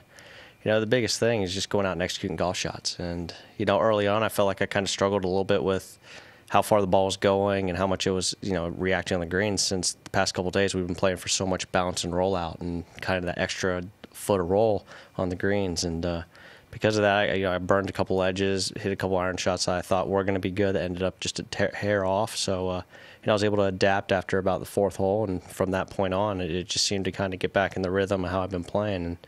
And, hopefully I can just, adapt a little quicker tomorrow and, be able to figure it out on the 1st hole rather than the 4th. Well, I know a lot of people already are texting you. You came in here and turned off your phone because it was buzzing so much. So good luck. Enjoy this tonight. And we will see you out there tomorrow, Patrick. Thanks.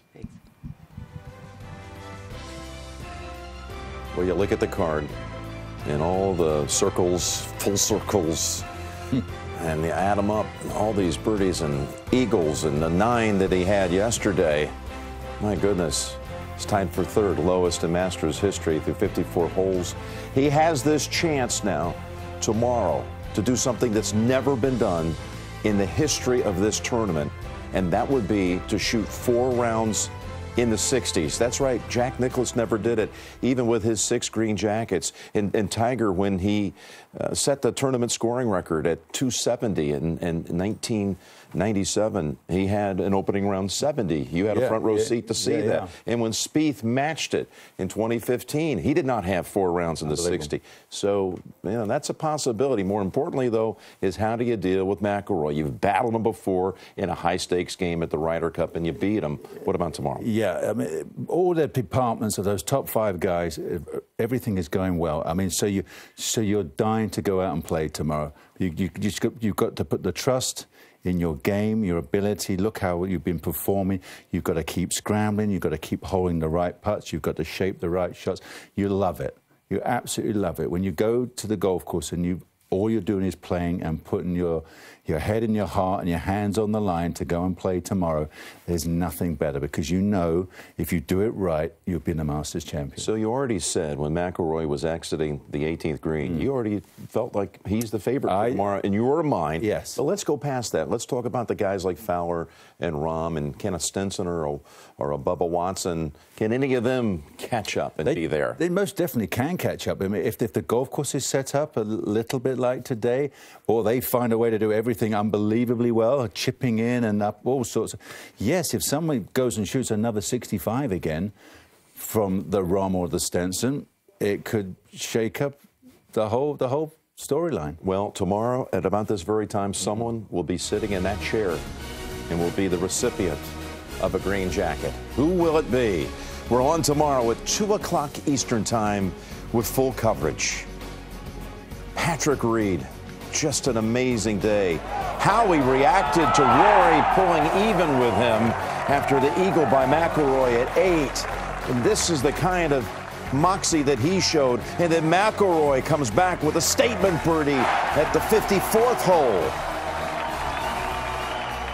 And he made no secret of his plans and where he feels his game and his head is going into tomorrow when he tries to make that rare history that's only happened 5 times in the past, and that would be the modern-day career Grand Slam. Only owned by the likes of Sarazen and Hogan and Player and Nicklaus and Woods. It's been 18 years since someone did it. It was Tiger at St. Andrews in 2000. Fowler's in the story. Rahm is too. McIlroy's in the final pairing with Patrick Reed, and we're going to see it all tomorrow at 2 o'clock on CBS.